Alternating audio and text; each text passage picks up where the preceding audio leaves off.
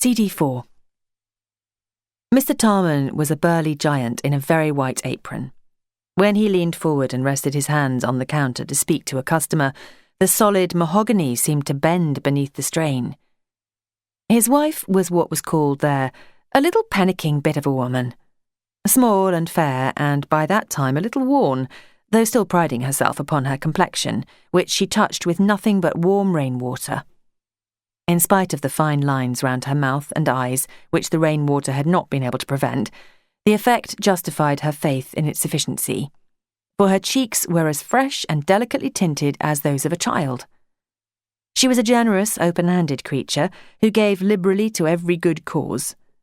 The poor had cause to bless her, for their credit there in bad times was unlimited, and many families had a standing debt on her books that both debtor and creditor knew could never be paid. Many a cooked ham bone with good picking still left on it, and many a hock end of bacon was slipped by her into the shopping baskets of poor mothers of families, and the clothes of her children, when new, were viewed by appraising eyes by those who hoped to inherit them when outgrown. By neighbours of her own class, she was said to be extravagant, and perhaps she was. Laura ate strawberries and cream for the first time at her table, and her own clothes and those of her girls were certainly not bought at the Miss Pratts'. The baker and his wife were chiefly remarkable for their regularity in adding a new unit to their family every 18 months. They already had 8 children, and the entire energies of the mother and any margin the father might have left after earning their living were devoted to nursing the younger and keeping in order the elder members of their brood. But theirs was a cheerful, happy-go-lucky household. The only dig ill-natured neighbours could get in at Mrs. Brett was the old one then often heard by young mothers. "Ah, you wait. They makes your arms ache now, but they'll make your heart ache when they get older." The parents were too old and too otherwise engaged, and the children were too young to be friends for Laura, and she never heard what became of them. But it would not be surprising to learn that those healthy, intelligent, if somewhat unmanageable Brett children all turned out well. There were a few other lesser shops around the green, including the one which was really a cottage, where an old dame sold penny plates of cooked prunes and rice to the village boys in the evening. She also made what was known as sticky toffee, so soft it could be pulled out in lengths, like elastic. She took snuff so freely that no one over 12 years of age would eat this. But we must return to the post office, where Laura, in the course of her duties, was to come to know almost everyone. Chapter 6. At the post office. Sometimes Sir Timothy would come in, breathing heavily and mopping his brow if the weather were warm. "Ha ha," he would say, "here is our future Postmistress General. What is the charge for a telegram of 33 words to Timbuktu? Ah, I thought so. You don't know without looking it up in a book, so I'll send it to Oxford instead and hope you'll be better informed next time I ask you. There, can you read my handwriting? I'm dashed if I can always read it myself. Well, well, your eyes are young. Let's hope they'll never be dimmed with crying, eh, Miss Lane? And I see you are looking as young and handsome as ever yourself. Do you remember that afternoon I caught you picking cowslips in Godstone Spinney? Trespassing you were, trespassing. And I very properly find you on the spot, although not as yet a JP, not by many a year. I let you off lightly that time, though you made such a fuss about a mere— Oh, Sir Timothy, how you do rake up things, and I wasn't trespassing, as you very well knew. It was a footpath your father ought never to have closed. But the game birds, woman, the game birds. And if no one else happened to come in, they would talk on of their youth. For Lady Adelaide, Sir Timothy's wife, the footman usually did business while she sat in her carriage outside, but occasionally she herself would come rustling in, bringing with her a whiff of perfume, and sink languidly down in the chair provided for customers on their side of the counter. She was a graceful woman, and it was a delight to watch her movements. Laura, who sat behind her in church, admired the way she knelt for the prayers. not plumping down squarely with one boot sole on each side of a substantial posterior, as most other women of her age did, but slanting gracefully forward with the sole of one dainty shoe in advance of the other. She was tall and thin, and Laura thought aristocratic-looking. For some time she took no more notice of Laura than one would now of an automatic stamp-delivering machine. Then one day she did her the honour of personally inviting her to join the Primrose League, of which she was a dame and the chief local patroness. A huge fete, in which branches from the surrounding villages joined, was held in Sir Timothy's Park every midsummer, and there were day excursions and winter evening entertainments for the benefit of Primrose League members. It was no wonder the pretty little enamelled primrose badge, worn as a brooch or lapel ornament, was so much in evidence at church on Sundays. But Laura hesitated, and grew red as a peony. In view of her ladyship's graciousness, it seemed churlish to refuse to join, but what would her father, a declared liberal in politics and an opponent of all that the Primrose League stood for, say if she went over to the enemy? And she herself did not really wish to become a member. She never did wish to do what everybody else was doing, which showed she had a contrary nature, she had often been told, but it was really because her thoughts and tastes ran upon different lines than those of the majority. The lady looked her in the face, her expression showing more interest than formerly. Perhaps she noticed her embarrassment, and Laura, who admired her sincerely and wanted to be liked by her, was about to cave in when, "Dare to be a Daniel," said an inward voice. It was a catchword of the moment derived from the Salvation Army hymn, "Dare to be a Daniel, dare to stand alone," and was more often used as a laughing excuse for refusing a glass of beer in company, or adopting a new style of hairdressing than seriously as a support to conscience. But it served. "But we are liberals at home," said Laura apologetically, and at that the lady smiled and said kindly, "Well, in that case, you had better ask your parents' permission before joining." And that was the end of the matter as far as she was concerned. But it was a landmark in Laura's mental development. Afterwards she laughed at herself for daring to be a Daniel on so small a matter. The mighty Primrose League, with its overwhelming membership, was certainly not in need of another small member. Her ladyship, she realised, had asked her to join out of kindness, in order that she might qualify for a ticket for the approaching celebrations, and had probably already forgotten the episode. It was better to say clearly and simply just what one meant, whoever one was talking to, and always to remember that what one said was probably of no importance whatever to one's listener. That was the only decided stand Laura ever took in party politics. For the rest of her life, she was too ready to admire the good and to detest what she thought the bad points in all the parties to be able to adhere to any. She loved the Liberals, and afterwards the Socialists, for their efforts to improve the lot of the poor. Stories and poems of hers appeared before the 1914 war in the Daily Citizen, and after the war her poems were among the earliest to appear in the Daily Herald, under Mr. Gerald Gould's literary editorship. But, as we know on good authority, every boy and every girl that's born into this world alive is either a little liberal or else a little conservative. And in spite of her early training, the inborn cast of her mind, with its love of the past and of the English countryside, often drew her in the opposite direction. A frequent caller at the post office was an old army pensioner named Benjamin Trollope, commonly called Old Ben. He was a tall, upright old fellow, very neat and well-brushed in appearance, with a brown wrinkled face and the clear, straight gaze often seen in ex-servicemen. He kept house with an old companion in arms in a small thatched cottage outside the village, and their bachelor establishment might have served as a model of order and cleanliness. In their garden the very flowers looked well drilled. Geraniums and fuchsias stood in single file from the gate to the doorway, every plant staked and in exact alignment. Ben's friend and stable companion, Tom Ashley, was of a more retiring disposition than Ben. He was one of those old men who seemed to have shrunken in stature, and by the time Laura knew them, he had become little and bent and wizened.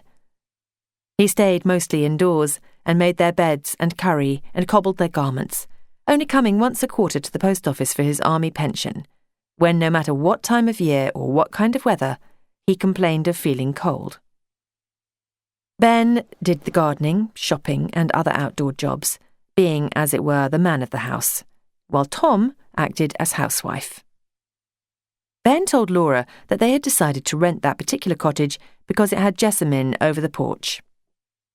The scent of it reminded them of India. India. That name was the key to Ben's heart. He had seen long service there, and the glamour of the East had taken hold of his imagination. He talked well, and his talk gave Laura a vivid impression of hot, dry plains, steaming jungles, heathen temples, and city bazaars crowded with the colourful life of the land he had loved and could never forget. But there was something more which he felt but could not express, sights and scents and sounds of which he could only say, "It seems to get hold of you, like somehow." Once, when he was telling her of a journey he had once made to the hills with a surveying party in some humble capacity, he said, "Wish you could have seen the flowers. Never saw anything like it, never in my life. Great sheets of scarlet as close-packed as they grasses on the green, and primulas and lilies and things such as you only see here in a hothouse, and rising right out of 'em. Great mountains, all covered with snow. Oh, 'twas a sight, a sight. My mate says to me this morning when we found it was raining and his ague shaking him again, 'Oh, Ben,' he says, 'I do wish we were back in India with a bit of hot sun.' And I said to him, 'Tain't no good wishing, Tom. We've had our day and that day's over. We shan't see India no more.'" It was strange, thought Laura, that other pensioners she knew who had served in India had left that land with no regrets and very few memories. If asked about their adventures, they would say, "The places have got funny names and it's very hot out there. In the Bay of Biscay on the way out, every man jack of us was seasick." Most of them were short-service men, and they had returned cheerfully to the plough-tail. They appeared to be happier than Ben, but Laura liked him best. One day, a man known as Long Bob, a lock-keeper on the canal, came in with a small package which he wished to send by registered post. It was roughly done up in soiled brown paper, and the string, although much knotted, was minus the wax seals required by the regulations. When Laura offered him the loan of the office sealing wax, he asked her to seal and make tidy the package for him, saying that his fingers were all thumbs and he hadn't got no woman now to do such fiddling little jobs for him. "But maybe," he added, "before you start on it, you'd like to have a look at that within." He then opened the package and brought forth and shook out a panel of coloured embroidery. It was a needlework picture of Adam and Eve standing one on each side of the tree of knowledge, with a grove of flowering and fruiting trees behind them, and a lamb, a rabbit, and other small creatures in the foreground. It was exquisitely executed, and the colours, though faded in places, were beautifully blended. The hair of Adam and Eve was embroidered with real human hair, and the fur of the furry animals of some woolly substance. That it was very old, even the inexperienced Laura could sense at the first glance, more by something strange and antique-looking about the nude human figures and the shape of the trees than by any visible sign of wear or decay in the fabric. "It's very old, isn't it?" she asked, expecting Long Bob to say it had belonged to his grandmother. "Very old and ancient indeed," he replied, "and I'm told there's some clever men in London who'll like to see that picture. All done by hand, they say, long agone, before old Queen Bess's day." Then, seeing Laura all eyes and ears, he told her how it had come into his possession. About a year before, it appeared, he had found the panel on the towing path of the canal, carelessly screwed up in a sheet of newspaper. Inspired rather by strict principles of honesty than by any idea that the panel was valuable, he had taken it to the police station at Candleford, where the sergeant in charge had asked him to leave it while inquiries were made. It had then, apparently, been examined by experts, for the next thing Long Bob heard from the police was that the panel was old and valuable and that inquiries as to its ownership were in progress. It was thought that it must have been part of the proceeds of some burglary. But there had been no burglary in that part of the county for several years, and the police could get no information of any more distant one where such an article was missing. The owner was never found, and at the end of the time appointed by law, the panel was handed back to the finder, together with the address of a London sale room to which he was advised to send it. A few weeks later, he received the, to him, large sum of £5, which its sale had realised. That was the recent history of the needlework panel. What of its past? How had it come to lie, wrapped in a fairly recent newspaper, on the canal towpath that foggy November morning? Nobody ever knew. Miss Lane and Laura thought that by some means it had come into the possession of a cottage family which, though ignorant of its value, had treasured it as a curiosity. Then perhaps it may have been sent by a child as a present to some relative or as part of an inheritance from some old grandmother who had recently died. The loss by a child of that old sampler of grannies would be but a matter of cuffing and scolding. Poor people would not dream of making what they called a hue and cry about such a loss, or of going to the police. But this was mere supposition. The ownership of the panel and how it came to be found in such an unlikely place remained a mystery. The office was closed to the public at 8, but every year, for several Saturday evenings in late summer, Laura was in attendance until 9:30. Then, as she sat behind closed doors, reading or knitting, she would hear a scuffle of feet outside and open the door to 1, 2, or more wild-looking men with tousled hair and beards, sun-scorched faces, and queerly cut clothes with coloured shirts which always seemed to be sticking out of their trousers somewhere. These were the Irish farm workers who came over to England to help with the harvest. They were keen workers, employed on piecework, who could not afford to lose one of the daylight hours. By the time they had finished work, all the post offices were closed. Postal orders could not be procured on Sunday, and they had to send part of their wages to their wives and families in Ireland. So to help them solve their difficulty, Miss Lane had for some years sold them postal orders secretly after official hours. Now she authorised Laura to sell them. Laura had been used to seeing the Irish harvesters from a child. Then some of the neighbours at home had tried to frighten her when naughty by saying, "I'll give you to them old Irishers, see if I don't then."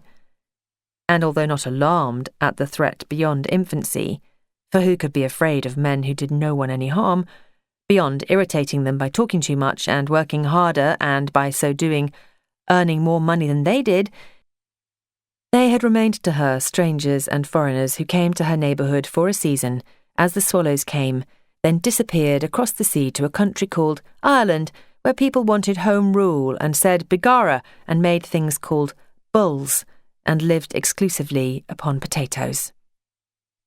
Now she knew the Irish harvesters by name.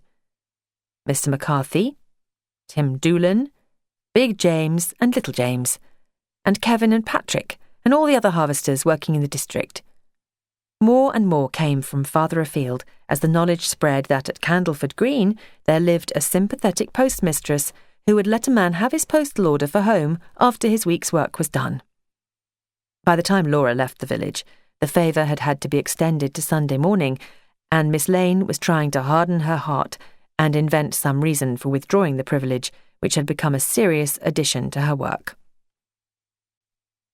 At the time now recorded, there were perhaps a dozen of these Saturday evening clients.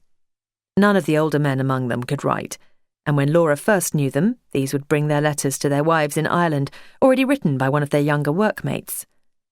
But soon she had these illiterates coming stealthily alone. "Would you be an angel, missy, darling, and write just a few little words for me on this sheet of paper I've brought?" they would whisper, and Laura would write to their dictation such letters as the following. "My dear wife, thanks be to God, our blessed Lady and the saints, this leaves me in the best of health. with work in plenty and money coming in to give us all a better winter than last year. Please God. Then, after inquiries about the health of herself and the children and the old father and mother, Uncle Doolan, Cousin Bridget, and each neighbour by name, the real reason for getting the letter written surreptitiously would emerge. The wife would be told to pay off at the shop, or to ask such and such a price for something they had to sell, or not to forget to lay by a bit in a stocking. For she was not to deny herself anything she fancied. She should live like a queen if the sender of the letter had his way, and he remained her loving husband.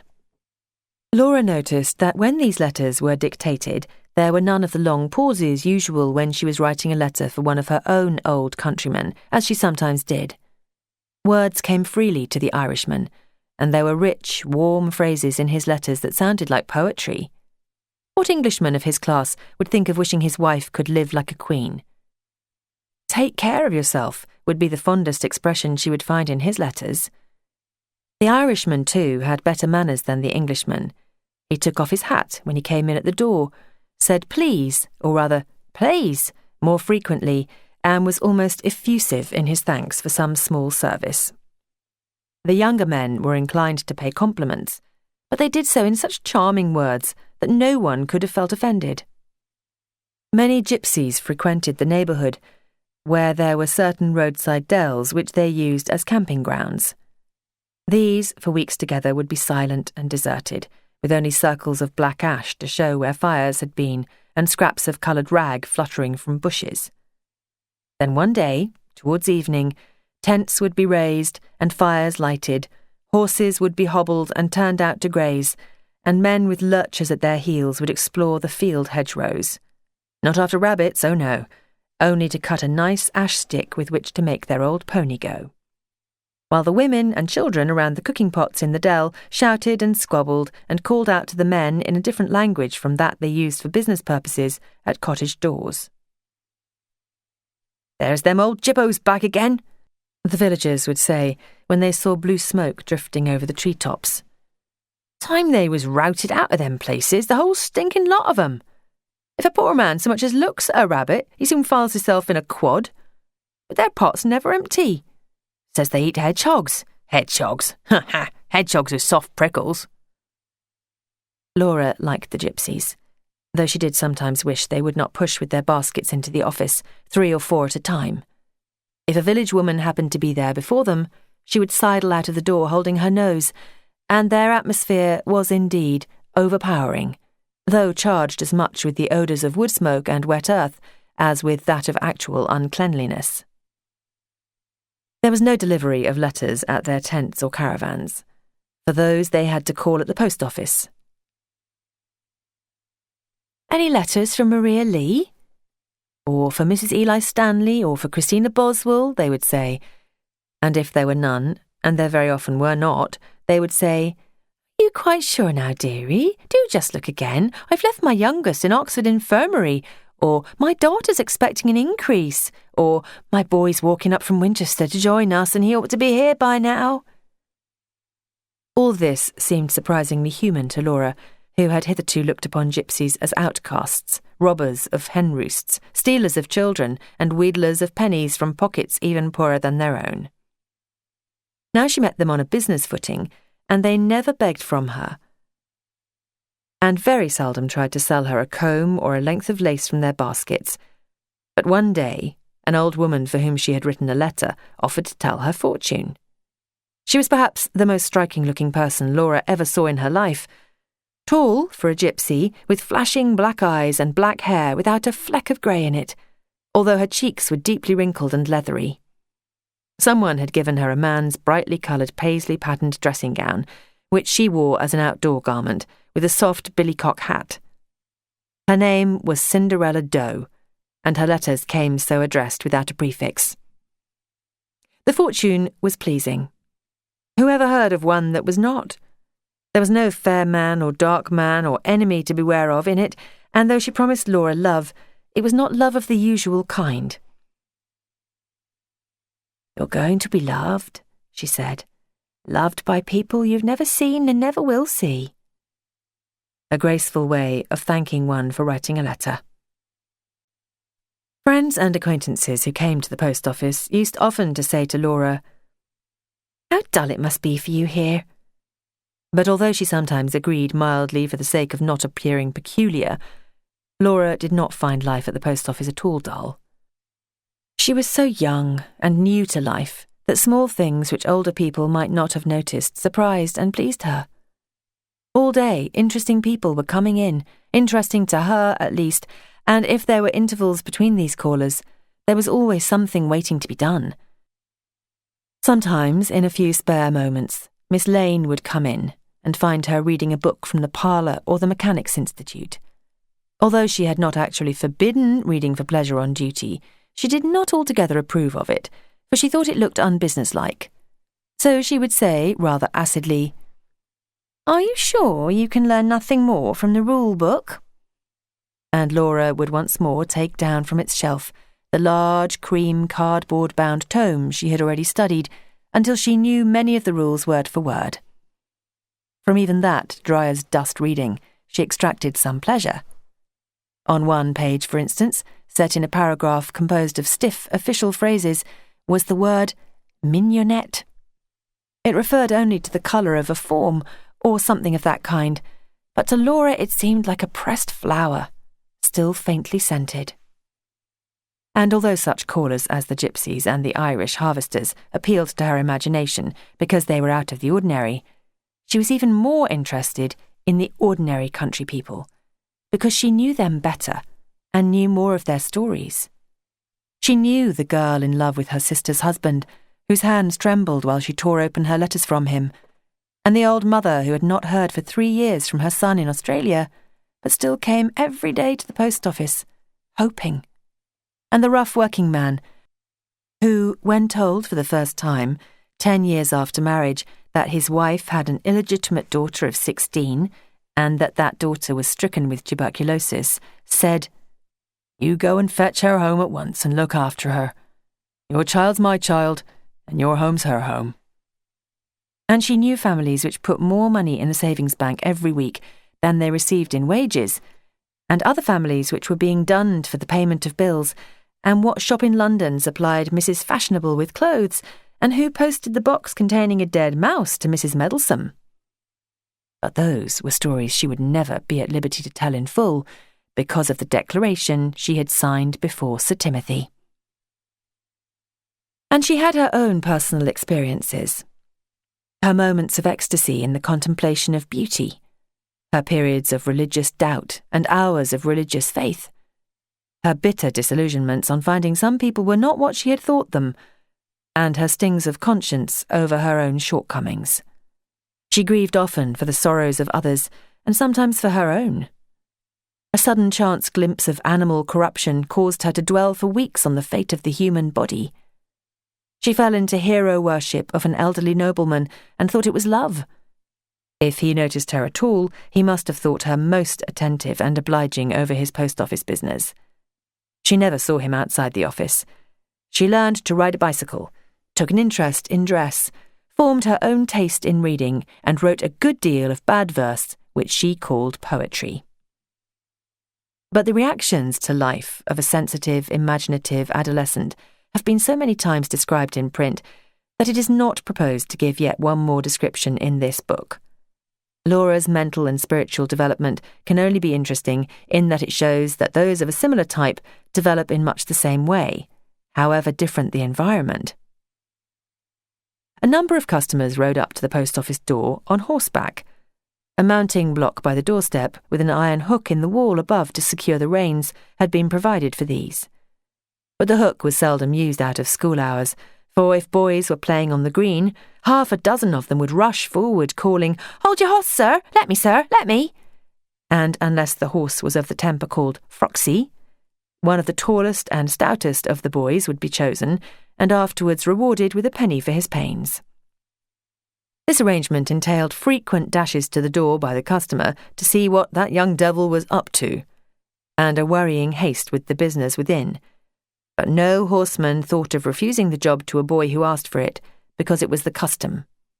The boys claimed the job, and the reward of 1 penny as their right. The gentlemen farmers to whom most of the horses belonged had fresh, ruddy faces and breezy manners, and wore smartly cut riding breeches and coats.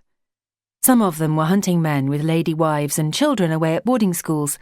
Their farmhouses were comfortably furnished and their tables well covered with the best of food and drink, for everybody seemed in those days to do well on the land, except the farm labourer. Occasionally the rider would be a stud groom from one of the hunting stables. Then, after doing what little business he had, he would ask for Miss Lane, pass through to the kitchen, from which the chinking sound of glasses would soon proceed. Bottles of brandy and whisky were kept for these in a cupboard, called the stud groom's cupboard. No one in the house ever touched these drinks, but they had to be provided in the way of business. It was the custom. The sound of a bicycle being propped against the wall outside was less frequent than that of a horse's hoofs, but there were already a few cyclists, and the number of these increased rapidly when the new low safety bicycle superseded the old penny farthing type.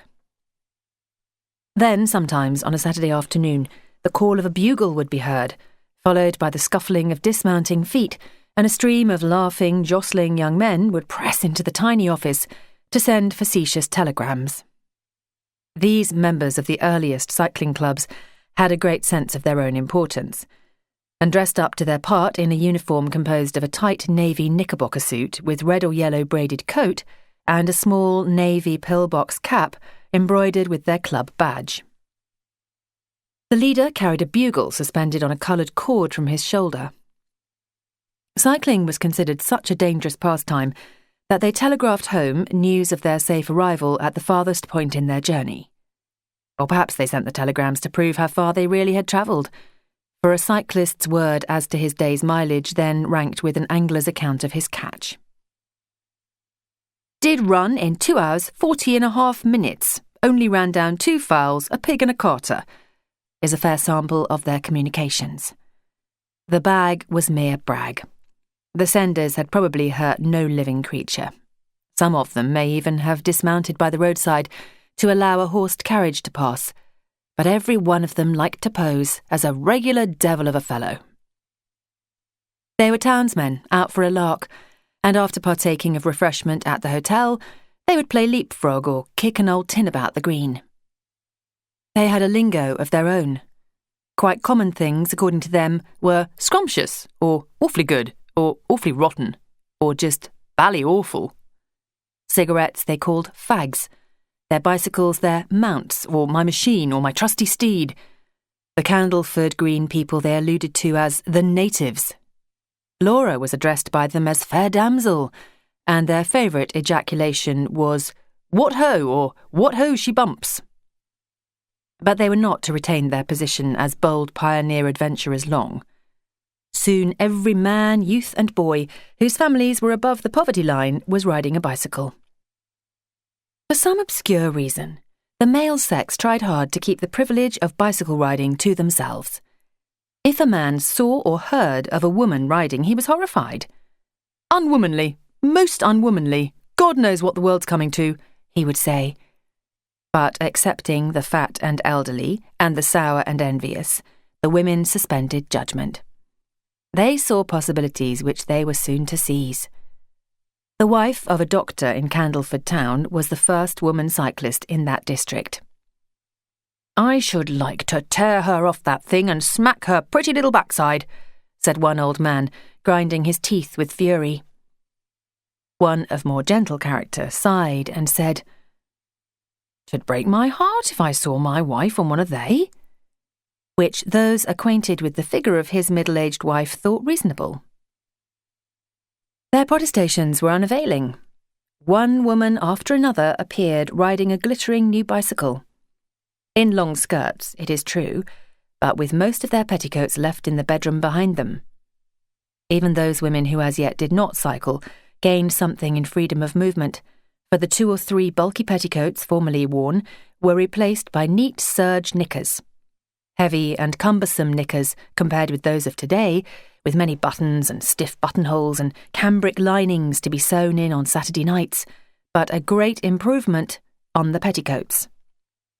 And oh, the joy of the new means of progression! To cleave the air as though on wings, defying time and space by putting what had been a day's journey on foot behind one in a couple of hours. Of passing garrulous acquaintances who had formerly held one in one-sided conversation by the roadside for an hour with a light ting-ting of the bell and a casual wave of recognition. At first, only comparatively well-to-do women rode bicycles, but soon almost everyone under 40 was a wheel, for those who could not afford to buy a bicycle could hire one for 6p an hour. The men's shocked criticism petered out before the fait accompli, and they contented themselves with such mild thrusts as, "Mother's out upon her bike enjoying of the fun. Sister and her beau have gone to take a little run. The housemaid and the cook are both a-riding on their wheels, and Daddy's in the kitchen a-cooking of the meals." And very good for Daddy it was. He had had all the fun hitherto, now it was his wife's and daughter's turn. The knell of the selfish, much-waited-upon, old-fashioned father of the family was sounded by the bicycle bell. Chapter 7. Such is Life. Candleford was a pleasant and peaceful place, but it was no second Garden of Eden. Every now and again, often after months of placidity, something would occur to disturb the even current of village life. Sometimes these events were sad ones. A man was gored by a bull, or broke his neck by falling from a loaded wagon in the harvest field, or a mother died, leaving a brood of young children, or a little boy playing by the river fell in and was drowned. Such tragedies brought out all that was best in village life. Neighbours would flock to comfort the mourners, to take the motherless children into their own care until permanent homes could be found for them, or to offer to lend or give anything they possessed which they thought might be of use to the afflicted. But there were other happenings, less tragic but even more disturbing. A hitherto quiet and inoffensive man got drunk and staggered across the green, shouting obscenities. An affiliation case brought unsavoury details to light. A sweetheart of 10 years' standing was deserted for a younger and fresher girl. A child or an animal was ill-treated. Or the usually mild and comparatively harmless village gossip suddenly became venomous. Such things made the young and inexperienced feel that life was not as it had appeared, that there were hitherto unsuspected dark depths beneath the sunny surface.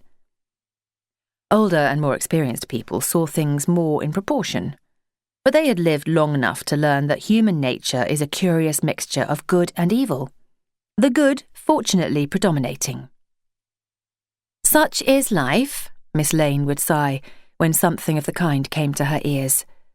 And once she continued in the same breath, but more briskly, "Have another jam tart, Laura?" Laura was shocked, for she then thought tart and tears should be separated by at least a decent interval. She had yet to learn that though sorrow and loss and the pain of disillusionment must come to all, if not at one time then at another, and those around the sufferer will share his or her sorrow to some extent, life must still go on in the ordinary way for those not directly implicated. At Candleford Green there was no serious crime. Murder and incest and robbery with violence were to its inhabitants just things read about in the Sunday newspapers. Things to horrify and to be discussed and to form theories on, but far removed from reality. The few local court cases were calculated rather to cause a little welcome excitement than to shock or grieve. 2 men were charged with poaching, and as this had taken place on Sir Timothy's estate, he retired from the bench while the case was tried. But not, it was said, before he had asked his fellow magistrates to deal lightly with the offenders. "For," he was supposed to have added, "who's going to stump up to keep their families while they're in jail if I don't?" Sentence was passed with due regard to Sir Timothy's pocket. That case caused but a mild interest and no dissension. A poacher, it was agreed, knew the risks he was running, and if he thought the game was worth the candle, well, let him take the consequences. Then there was the case of the man who had systematically stolen pig wash from a neighbour. The neighbour, who kept several pigs on an allotment some distance from his dwelling, had bought and collected the pig wash from an institution in Candleford town. The thief had risen early and fed his own pig from his neighbour's pig tubs every morning for weeks before the leakage was discovered, a watch set, and he was caught, dipper in hand. A dirty mean trick, the villagers said. A fortnight in jail was too short a sentence. But over the case of Sam and Susan, neighbours quarrelled and friends were divided. They were a young married couple with 3 small children and had, as far as was known, always lived peaceably together until one evening when a dispute arose between them, in the course of which Sammy, who was a great strapping fellow, fell upon his frail-looking little wife and gave her a bad beating. When this was known, as it was almost immediately, for such bruises and such a black eye as Susan's cannot long be hidden, there was a general outcry. Not that a wife's black eye was an entirely unknown spectacle in the village, though it was a rare one, most of the village couples being able to settle their disputes, if any, in private, but on account of the relative sizes of the couple. Sammy was so very big and tall and strong, and Susie so slight and childish-looking, that everyone who heard of or saw the black eye called out at once, "The great big bully, him!" So far, opinion was unanimous. But Susie did not take her whacking in the ordinary way. Other wives who had in the past appeared with an eye blackened had always accounted for it by saying that they had been chopping firewood and a stick had flown up and hit them. It was a formula, as well understood and recognised, as their more worldly sisters' "not at home," and good manners demanded that it should be accepted at its face value. But Susan gave no explanation at all of her state. She went in and out of her cottage in her usual brisk and determined way about her daily affairs, and asked neither sympathy nor advice of her neighbours. Indeed, several days had passed before it became known that, with her black eye and her bruises still fresh, she had gone to the police station at Candleford town and had taken out a summons for Sammy. Then, indeed, the village had something to talk about, and talk it did. Some people professed to be horrified that a great strapping young fellow like Sam should have been such a brute as to lay hands on his nice little wife, good mother and model housewife as she was, and far and away too good for him. They thought she did quite right to go to the police. It showed her spirit, that it did. Others said Susan was a shrew, as all those thin, fair-haired, vinegarish little women were bound to be, and nobody knew what that poor fellow, her husband, may have had to put up with. It was nag, nag, nag, they'd be bound, every moment he was at home, and the house kept that beastly clean he had to take off his coal-heaving clothes in the shed and wash himself before he was allowed to sit down to his supper. 2 parties sprang quickly into being. To one, Sam was a brute and Susan a heroine, and if the other did not actually hold up Sam as a hero, they maintained that he was an ill-used young man and that Susan was a hussy. It was a case of one quarrel breeding many. But Susan had another surprise in store for them. In due course, Sam came up before the court and was sentenced to 1 month's imprisonment for wife-beating. Susan came home from the court and, still without saying a word as to her intention to anyone, packed her 3 small children into the perambulator, locked up the house, and marched off to Candleford workhouse, as it appeared she had then the right to do, having no official means of support while her husband was in prison. She could quite well have stayed at home, for the tradesmen would have given her credit and the neighbours would have helped, or she could have gone to her parents' home in a neighbouring village. But she chose her own course. The step lost her many of her warmest supporters, who had been looking forward to standing by her with sympathy and material aid, and caused the opposition to condemn her more fiercely. She said afterwards she did it to shame Sam, and in this, no doubt, she succeeded, for it must have added to his humiliation to know that his wife and children were chargeable to the parish. But the period spent in the poorhouse must have been punishment to herself as well. It was common knowledge that life in such establishments was not a bed of roses for a respectable young woman. However, it all ended happily. A sight Laura could never forget was that of the reunited family returning to their home after Sam's sentence had expired. They passed the post office talking amiably together. Sam pushing the perambulator and Susan carrying a string bag containing the few little luxuries they had purchased on their way for their second housewarming. Each of the children clutched a toy, that of the little toddling boy being a tin trumpet, which he tootled to let people know they were coming. Afterwards, Sammy became a model husband, almost excessively gentle and considerate, and Susan, while still keeping the reins in her own hands, took care not to pull too hard on them for Sammy's comfort. A family dispute about some land at one time caused great excitement. An old man of the village had many years before inherited from his parents a cottage and a couple of small fields which he had so far enjoyed without question. Then a niece of his, the daughter of a younger brother long dead, put in a claim for part of the land, which she said ought rightfully to have gone to her father. It was an unsound claim, for the house and land had been left by will to the eldest son, who had always lived at home and assisted his parents in working their small holding. Eliza's father had been left a small sum of money and some furniture. Apparently she had the notion that while money and furniture could be left by will according to the testator's fancy, land had always to be divided between the sons of a family. Even had it been a just claim, it should, after that lapse of time, have been settled in court. But Eliza, who was a positive, domineering kind of person, decided to take possession by force. She was living in another village at the time, and the first intimation her uncle had of her intentions was when one morning a party of workmen arrived and proceeded to break down the hedge of one of the fields. They had orders, they said, to prepare the site for a new cottage which Mrs. Kibble, the owner of the land, was about to have built. Old James Ashley was a peace-loving man, a staunch Methodist, and much respected in the village, but at such an affront, understandably his anger flared up, and the workmen were quickly sent about their more lawful business. But that was only the beginning of a quarrel which lasted 2 years, and provided much entertainment for those not affected. About once a week, the niece appeared, a tall, rather handsome woman who wore long dangling gold earrings and often a red shawl. She always refused to step indoors and talk it over reasonably, as her uncle suggested, but planted herself on the plot she called hers, and shouted.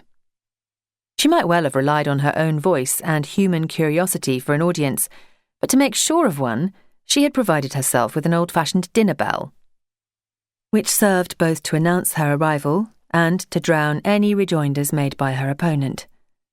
He, poor old man, stood no chance at all in the contest. It was contrary both to his own nature and his religious beliefs to take part in a brawl. He would often go in and shut the door and draw down the blind, hoping, no doubt, that his niece would soon tire of shouting abuse if he appeared to take no notice. If something she said was more than he could bear in silence, he would open the door, poke out his head, and keeping a firm hold on his temper, make some protestation. But as whatever he said at such times was drowned by a clanging of the bell, it had little effect on village opinion, and certainly none on his niece's behaviour.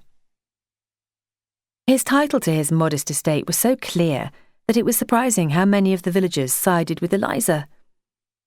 They said it was a shame that before his father's body was cold, old Jim should have seized all the land when it stood to reason it ought to have been divided.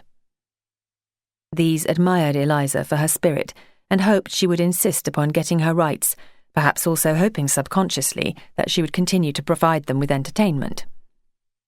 More thoughtful and better informed people maintained that the right was on old Jim's side.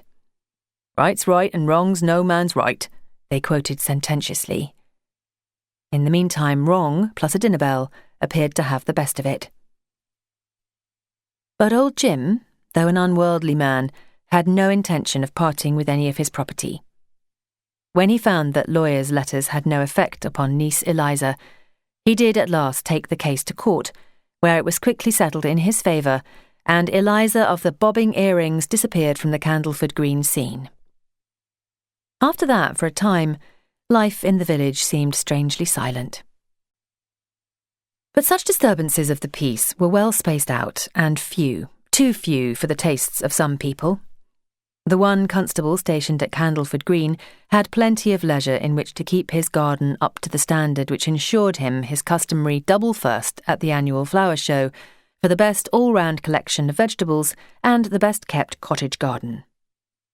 After the bicycle came into general use, he occasionally hauled up before the bench some unfortunate who had exceeded the speed limit, or had been found riding lampless after lighting up time.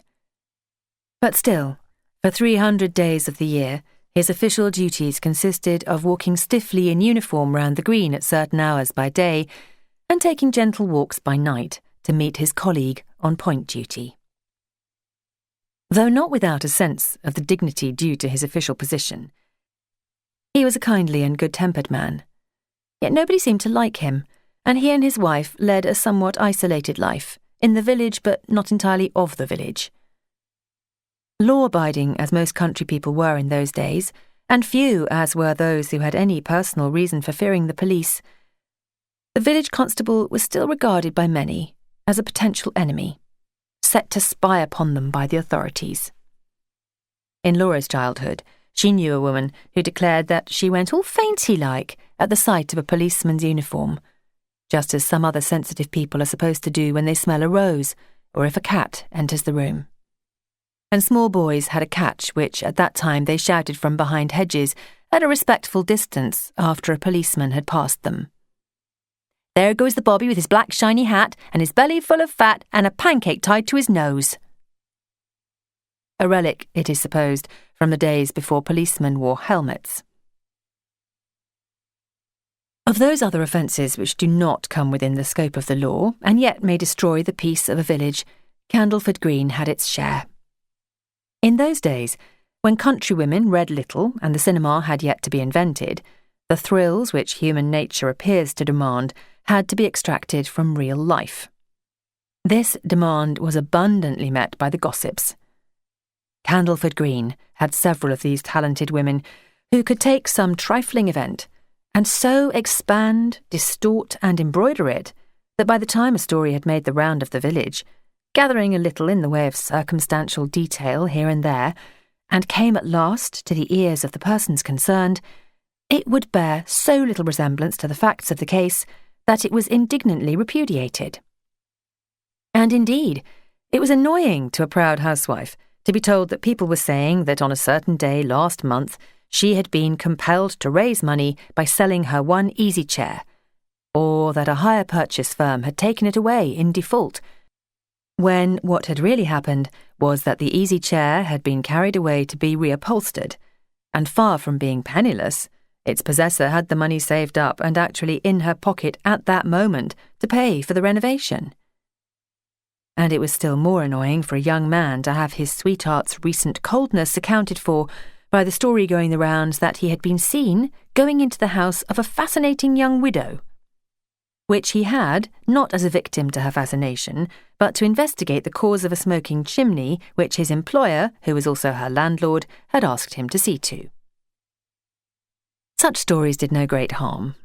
Those concerned who happened to possess a sense of humour would laugh at them as a pack of lies invented by a few gossiping old women who would have been better employed mending the holes in their stockings. Others would go from house to house trying to track down the originator of the gossip. They never succeeded, though most of those they interviewed were in some measure guilty. But the pursuit served to take off the edge of their indignation.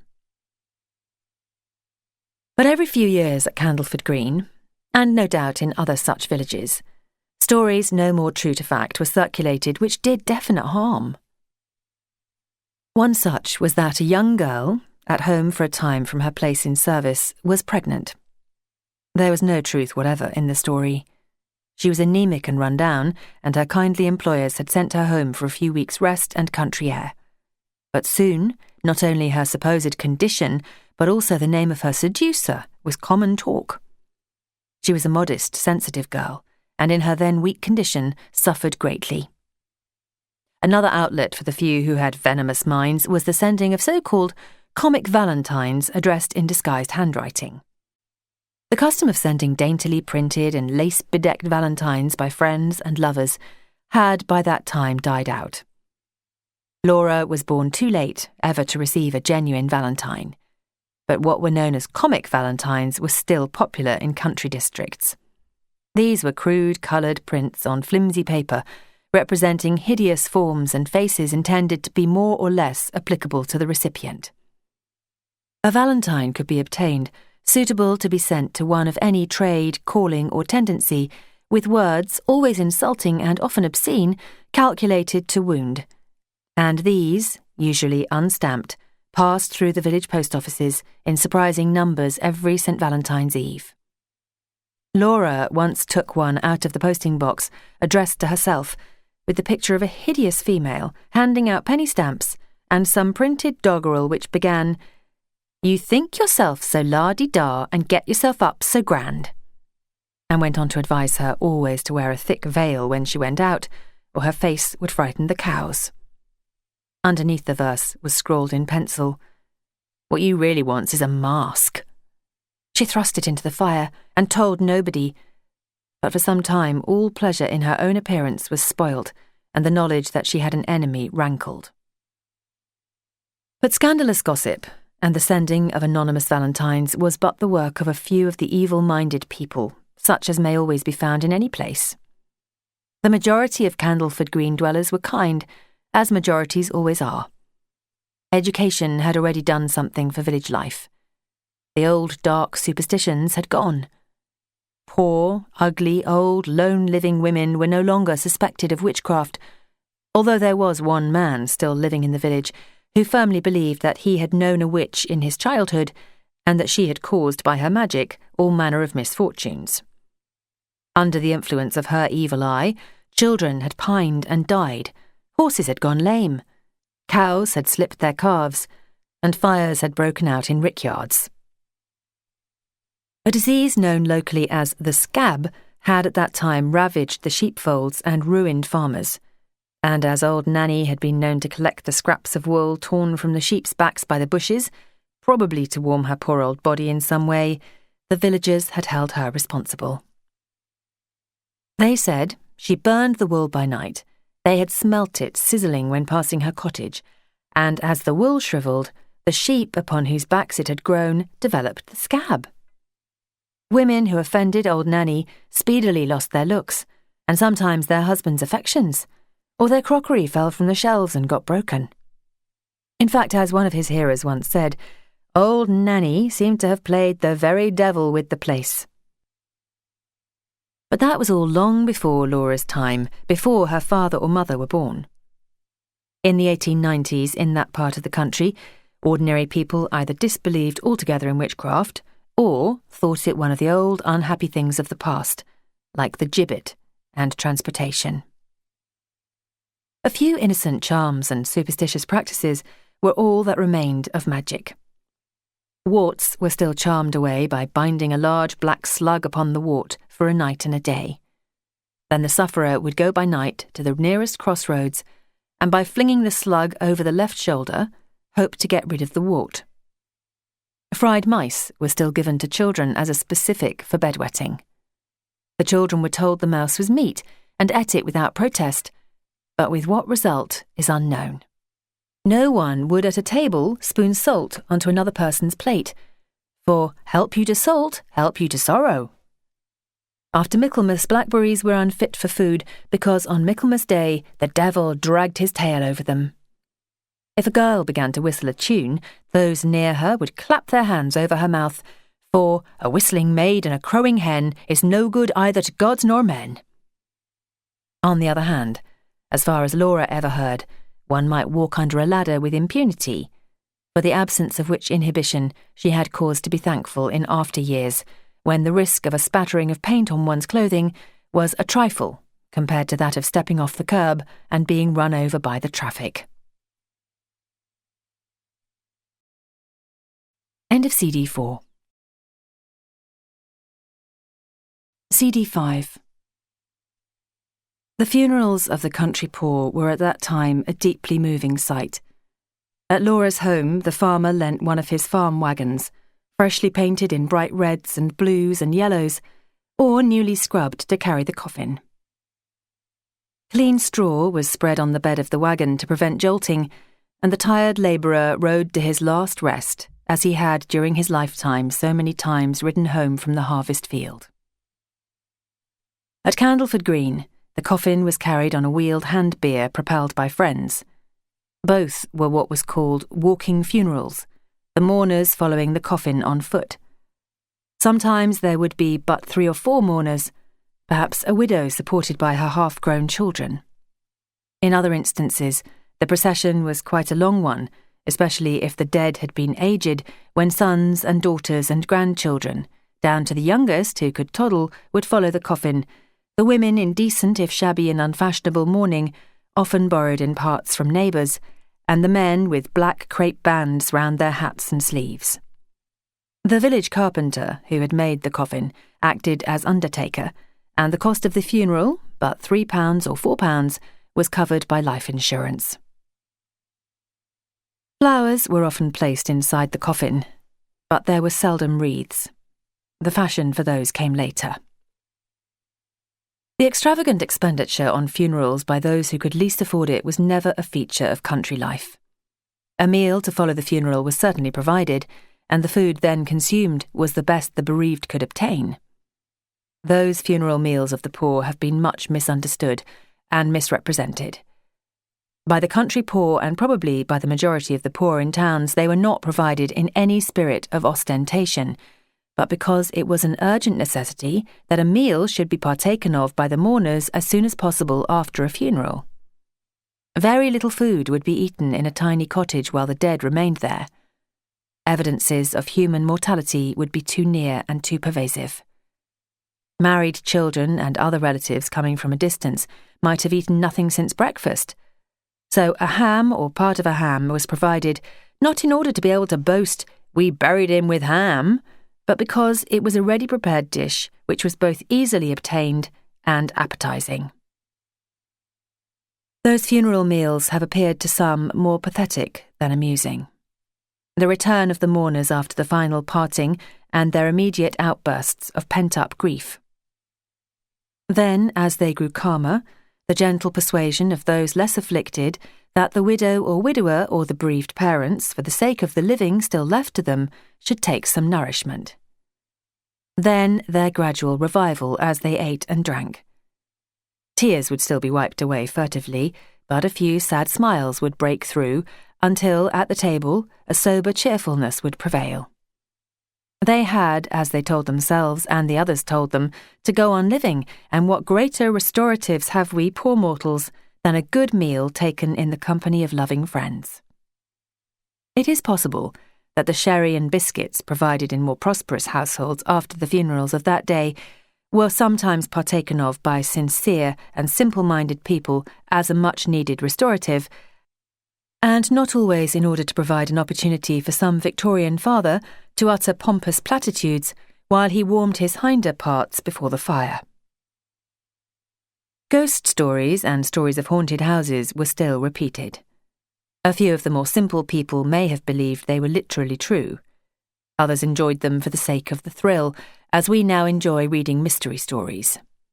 The more educated scoffed at them as old women's tales. It was an age of materialism, and those in any measure in touch with current ideas believed in nothing they could not feel or see or smell. Laura's mother was the only person she knew at that time who had an open mind on the subject of the supernatural, and she leaned rather to the side of unbelief. She told her children that she had, in her time, been told many ghost stories, some of which had almost convinced her that there was something outside the range of ordinary earthly life. But, she would say, there was always some little loophole for doubt. Still, nobody on earth knew everything. Ghosts might have appeared and might appear again, though she thought it was doubtful if any happy spirit would wish to leave the glories of heaven to wander on the earth on dark, cold winter nights. And as to those who had gone to the bad place, they would not be given the opportunity. She was never convinced, one way or the other. Yet she was the one person Laura ever came into close touch with, and for whose absolute integrity she could vouch, who had had an experience which could only be explained by taking into consideration the possibility of the supernatural. It concerned not the dead, but the dying. Laura had a family of cousins on her mother's side, one of whom had married and lived at that time in a neighbouring village near her old home. Another sister, also married, lived in yet another village, the two with Laura's home hamlet arranged like the 3 points of a triangle. One of the sisters, Lily, was at the time very ill, and for a week or more, the other sister, Patience, had been going daily by a direct route which did not pass Laura's home to help with the nursing, returning at night to her own home duties. But on the morning in question, when about to set out, she had the sudden idea of passing by Laura's home in order to collect the rent of a cottage they owned in the hamlet. The tenant was a reliable one, and it had been decided the night before that the rent collection could wait. But money is always needed at such times, and she probably wished to take some little extra luxury or comfort to her sister. No one knew that she was thus going out of her way, and she met no one on the quiet country road between the two places. She collected the rent, then, having to pass her aunt's cottage, looked in at the door upon her. She found her busy with her weekly ironing and alone in the house except for the small baby in the cradle, her husband being at work and her elder children at school for the day. In reply to her aunt's anxious inquiry, Patience said sadly, "Very, very ill. It is only a matter of days now, I'm afraid. She may even go today." "Then," said her aunt, "I'll come with you." And after she had bundled away her ironing and put her infant in the perambulator, they hurried off together without seeing or speaking to anybody. Their way lay for the greater part through fields and across a wild heath, and they still saw no one who knew them or could possibly guess their errand. In the meantime, as they journeyed, in the village of their destination, the nurse was washing and making comfortable the invalid. They were alone in the house, together in the one room. Poor Lily was a little peevish, for she was in a weak state, as it proved actually dying, and objected to being disturbed by the nurse's ministrations. "Come, come, you must let me make you look nice. Your sister'll be here directly," said the nurse cheerfully. "I know," said Lily. "I can see her. Aunt Emma is with her. They're just coming over Hardwick Heath, and they're picking some blackberries." "Oh, no, my dear," said the nurse. "You mustn't expect your aunt so early in the day as this. She doesn't even know you're so ill, and she's got her young baby to see to, and they wouldn't be picking blackberries. They'd be hurrying on to see you." Shortly afterwards they arrived, and blackberries had been picked, for the aunt, not having had time to take flowers from her own garden, had gathered a little bouquet of harebells and other heath flowers, which she had backed with early turned yellow and crimson bramble leaves, and a few sprays loaded with fruit. Chapter 8. Tarara Bumdier. After she had become accustomed to her new surroundings at Candleford Green, Laura was happier, or at least gayer, than she had been since early childhood. Because of her age, or the overflowing abundance of Miss Lane's table, or because something in the air or the life suited her, her thin figure filled out, a brighter colour appeared in her cheeks, and such an inrush of energy and high spirits took hold of her that she would dance rather than walk about the house and garden, and felt she could never tire. This may have been partly due to her release from home cares. At home she had been a little mother to her younger brothers and sisters, and the sharer in many of her mother's perplexities. Now she was the youngest in a house full of adults, the elder of whom treated her as a child. Miss Lane was at times even indulgent to her, calling her "my chick," and making her presents of small pretty things which she knew would please her. The old servant, Zillah, tolerated her when she found that she had now someone at hand willing to run upstairs to save her poor feet, or to whisk the washing off the line and bring it indoors when it started to rain, or to creep into the low hen-house to collect the eggs for her. She would still sometimes refer to Laura as that laughing little thing, and tell her to wait until the black ox trod on her toes, and once, in a very bad-tempered moment, she foretold that our missis'll rue the day when she brought that hoity-toity little piece to live along with her. But that was only because Laura had accidentally left footprints on her newly scoured flagstones. Often she was quite pleasant, and on the whole their relations may be described as a state of armed neutrality. There was no neutrality about Matthew. As he said, if he liked anybody, he liked them. If not, they had better keep out of his way. His liking for Laura took the form of kindly teasing. He quizzed her about her clothes and accused her of altering the shape of her best hat once a fortnight. She had retrimmed it once, and he, happening to come into the kitchen while she was doing it, had asked what she thought she was up to. When she said she was trying to make the crown a little lower, he had offered to take the hat out to the forge and lower the crown with his sledgehammer on the anvil. And that episode furnished him with a standing joke, which he repeated every time Laura appeared in anything new. That is a sample of Matthew's jokes. He had scores of similar ones which he was constantly repeating with the intention of amusing her.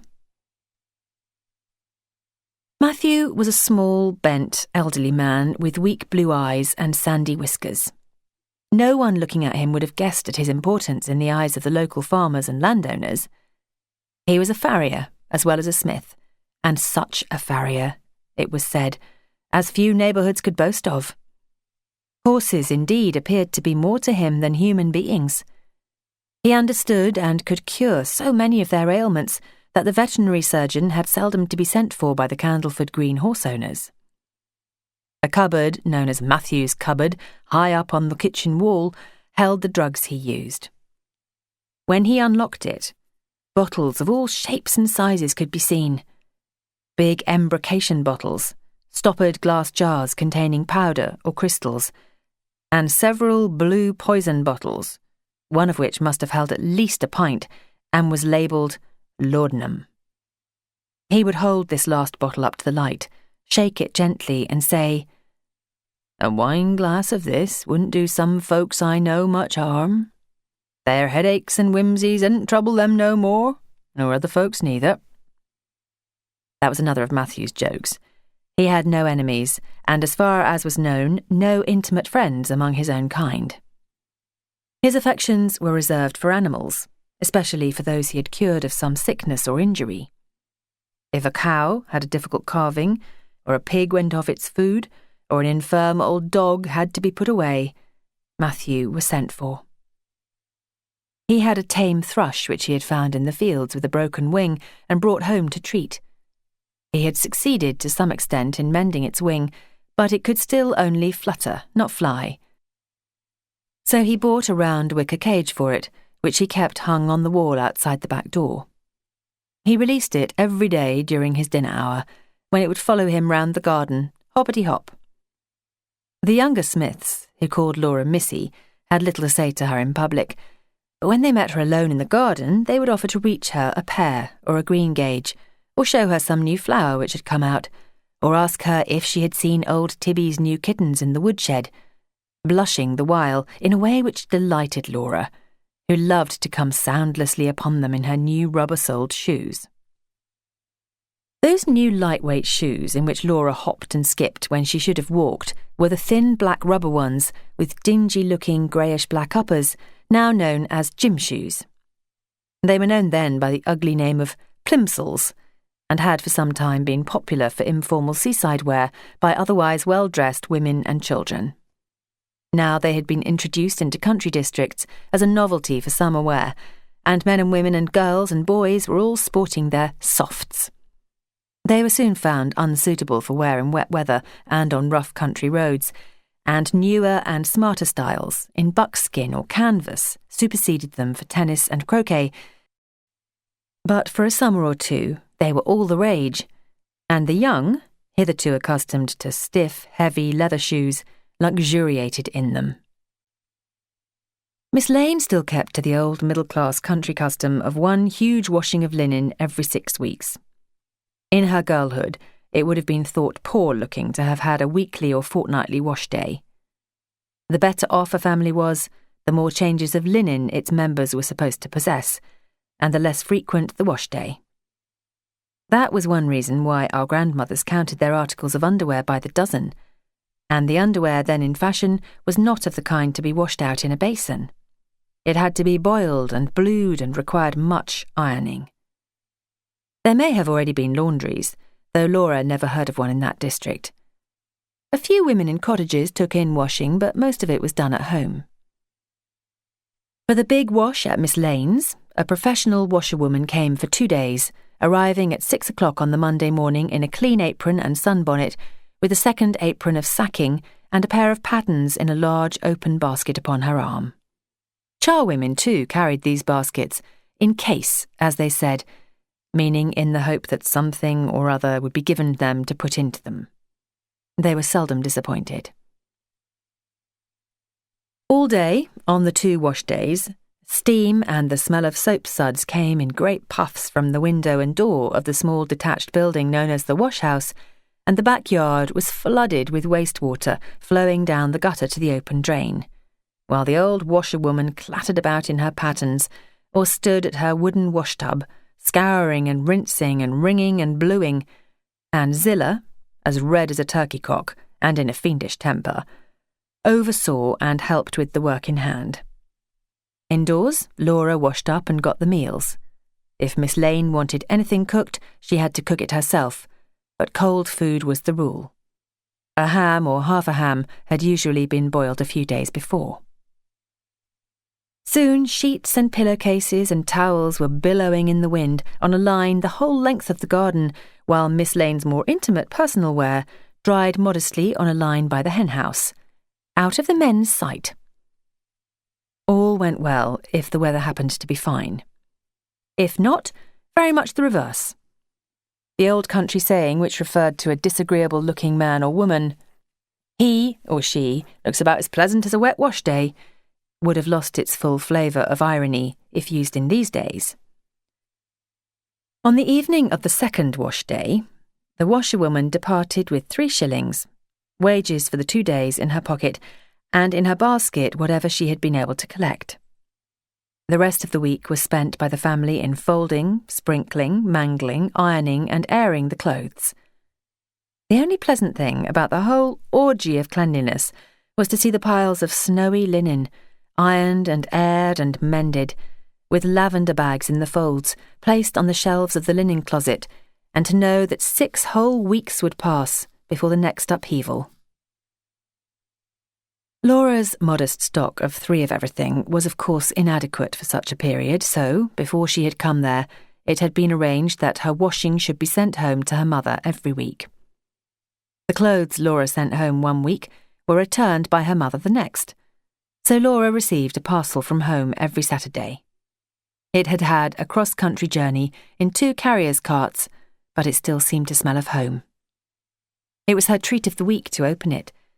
She would bundle the clean clothes, beautifully ironed and folded as they were, higgledy-piggledy upon her bed, and seize the little box or package she always found within, containing a few little cakes her mother had baked for her, or a cooked homemade sausage or 2, or a tiny pot of jam or jelly, or flowers from the home garden. There was always something. But before she put the flowers in water or tasted a crumb of the food, she would read her mother's letter. Written in the delicate, pointed Italianate handwriting her mother had been taught when a child by an old lady of 90, the letter would usually begin, "Dear Laura." Only on special occasions would her mother write, "My own dear," for she was not demonstrative. After the beginning would come the formula, "I hope this will find you still well and happy, as it leaves us all at home. I hope you will like the few little things I enclose. I know you have got plenty and better where you are, but you may like to taste the home food or smell the home flowers." Then followed the home news and news of the neighbours, all told in simple, homely language, but with the tang of wit and occasional spice of malice which made her conversation so racy. She always wrote 4 or 5 pages, and often ended her letters with, "My pen has run away with me again." But there never was a word too much for Laura. She kept her mother's letters to her for years, and afterwards wished she had kept them longer. They deserved a wider public than one young daughter. At that time, Laura had, as it were, one foot in each of two worlds. Behind her lay her country childhood and country traditions, many of which were still current at Candleford Green. Miss Lane's and several similar establishments also still flourished there, but new ideas and new ways were seeping in from the outer world, which was still unknown at Lark Rise, and with these Laura was becoming acquainted through friends she was making of her own age. Some of these she came to know through talking to them over their post office business, others through her relatives in Candleford town, or because they belonged to families approved of by Miss Lane. They had, most of them, been brought up in different circumstances from those of her own childhood, and they spoke of poor people and cottage people in a way which grated on Laura. But they were lively and amusing, and on the whole, she enjoyed their company. When she met one of these girls in the street, she would sometimes be invited to come into the wigwam and have a palaver, and they would go up carpeted stairs into the crowded, upholstered drawing room over the shop and exchange confidences. Or the friend would play her latest piece upon the piano for Laura, and Laura would sit and listen, or not listen, but just sit and take mental notes. There was a piano in every drawing room, and there were palms in pots and saddlebags, suites of furniture, and hand-painted milking stools, and fire screens, and cushions and antimacassars in the latest art shades. But beyond, bound volumes of The Quiver and The Sunday at Home, and a few stray copies of popular novels, mostly of a semi-religious character, there were no books to be seen. The one father who was a reader remained faithful to those works of Charles Dickens which his parents had taken in monthly parts. Most of the fathers of such families found sufficient reading in their Daily Telegraph, and the mothers, on Sunday afternoons, dozed over Queechy or The Wide, Wide World. The more daring and up-to-date among the daughters, who liked a thrill in their reading, devoured the novels of Ouida in secret, hiding the book beneath the mattresses of their beds between whiles. For their public reading, they had the girls' own paper. And that was in the 90s, afterwards to be named, by a presumably more innocent generation, the naughty 90s. The clever, witty, but oh, so outrageous books of the new writers of the day were, no doubt, read in some of the large country houses around, and they may even have found their way into rectories. But no whisper of the stir they were making in the outer world of ideas had penetrated to the ordinary country home.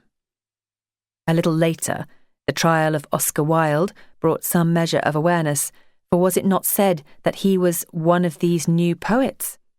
And it just showed what a rotten lot they were. Thank God the speaker had always disliked poetry. The tragedy of Oscar Wilde did nothing to lessen their natural distrust of intellect, but it did enlighten the younger generation in a less desirable manner. There were vices, then, in the world one had not hitherto heard of, vices which, even now, were only hinted at darkly, never described. Fathers for weeks kept the newspapers locked up with their account books. Mothers, when appealed to for information, shuddered and said in horrified accents, "Never let me hear that name pass your lips again." Miss Lane, when asked outright what all this fuss was about, said, "All I know is that it's some law about two men living together. But you don't want to bother your head about things like that." "But what about old Ben and Tom Ashley?" Laura persisted, and was told that those two innocent old comrades had already had their windows broken with stones after dark. People thought after that they would leave the village, but they did not. Whoever heard of old soldiers running away?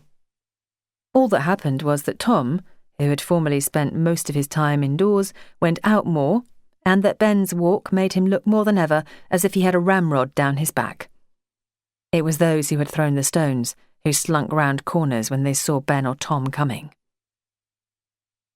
But although, until that time, not only out of the mainstream of ideas but unaware of its existence, before the decade was ended, the Candleford Greenites had a yellow book of their own in the form of the all-conquering weekly periodical called Answers.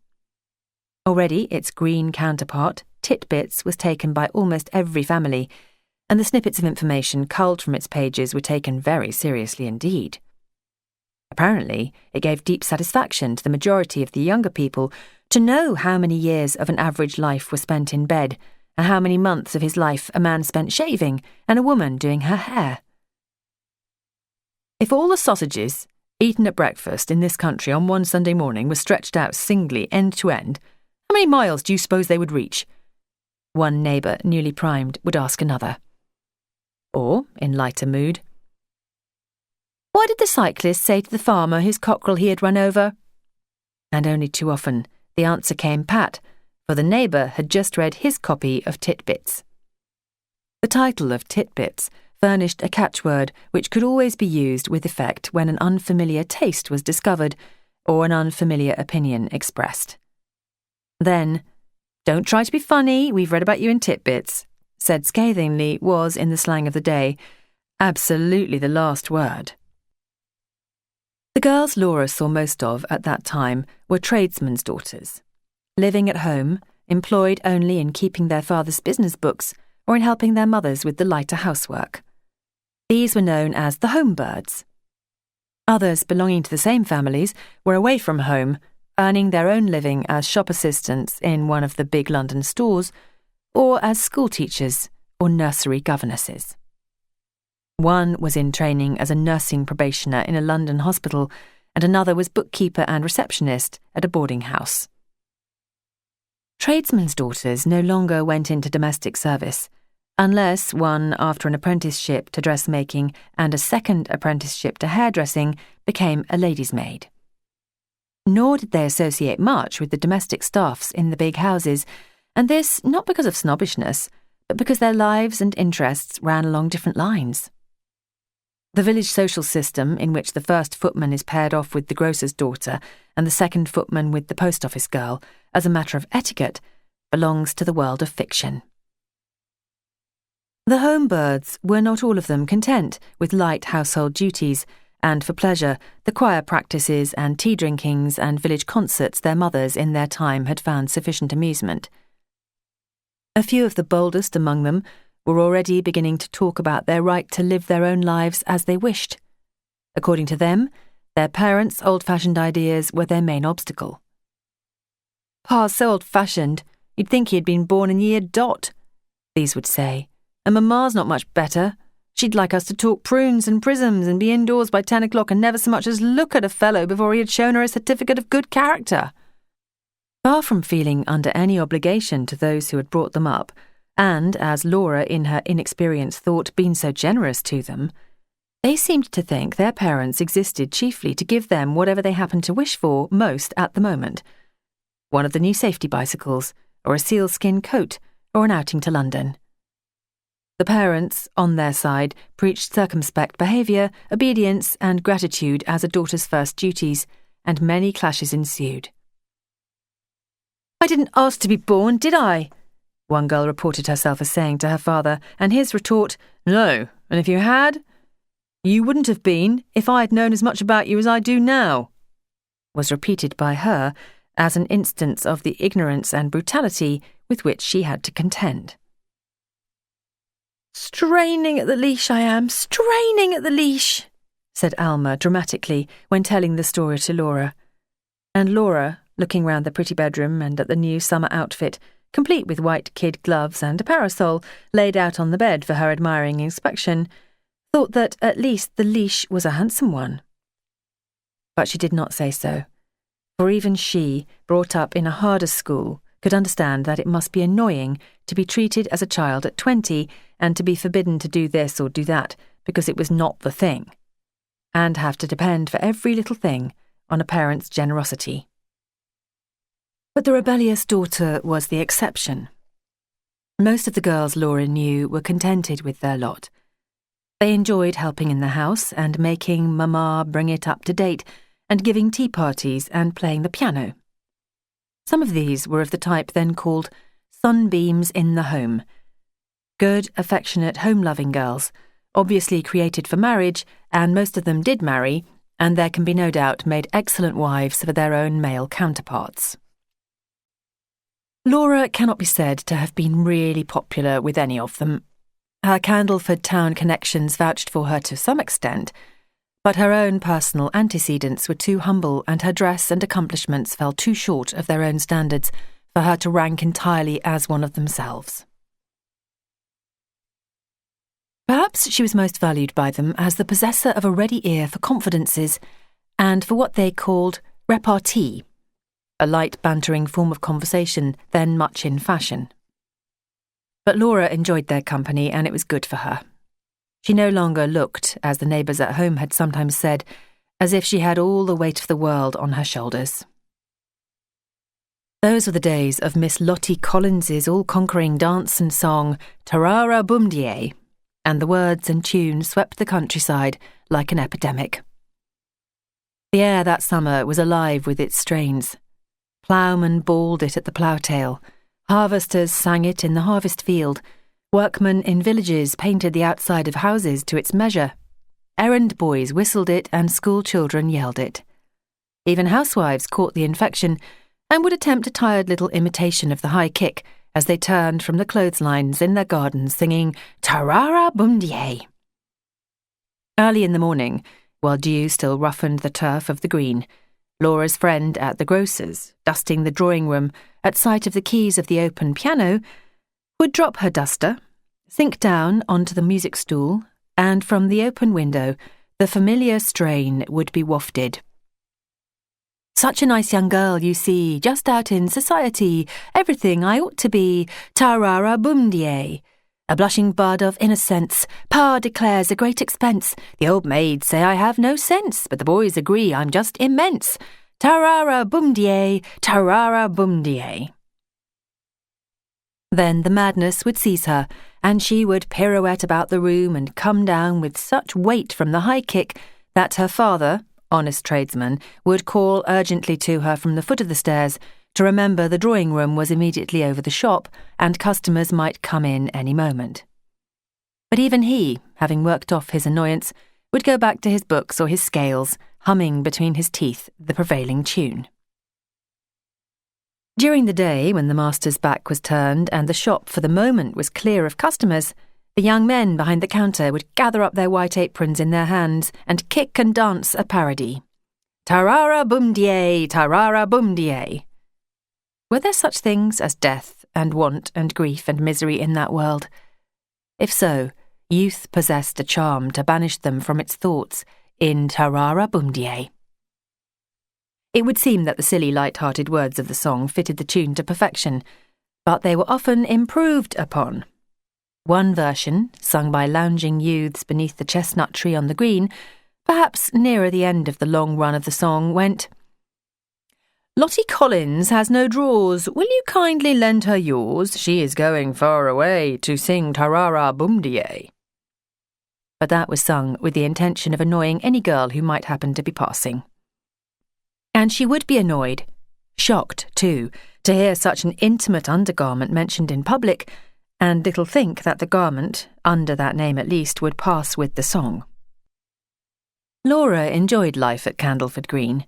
In summer the sun seemed to shine perpetually, and the winter flew past before she had done half the things she had saved for the long evenings. She was young, and she had gay new friends and nicer clothes than she had ever had before, and was growing up and could kick as high as anybody to the tune of Tarara Boomdier. But something within her remained unsatisfied. She had her hours of freedom. Every other Sunday, if Miss Lane could spare her, which was not always, she would dress with care and walk into Candleford town for tea with her relatives. She was welcomed warmly, and the hours she spent with her favourite uncle and aunt were pleasant hours, even though her cousins of her own age were away. She enjoyed the Candleford Green village entertainments and the laughing, high-spirited company of her village friends, and Miss Lane's garden was lovely and green and secluded, and she spent many happy hours there. But none of these pleasures seemed entirely to satisfy her. She missed badly and even pined for, her old freedom of the fields. Candleford Green was but a small village, and there were fields and meadows and woods all around it.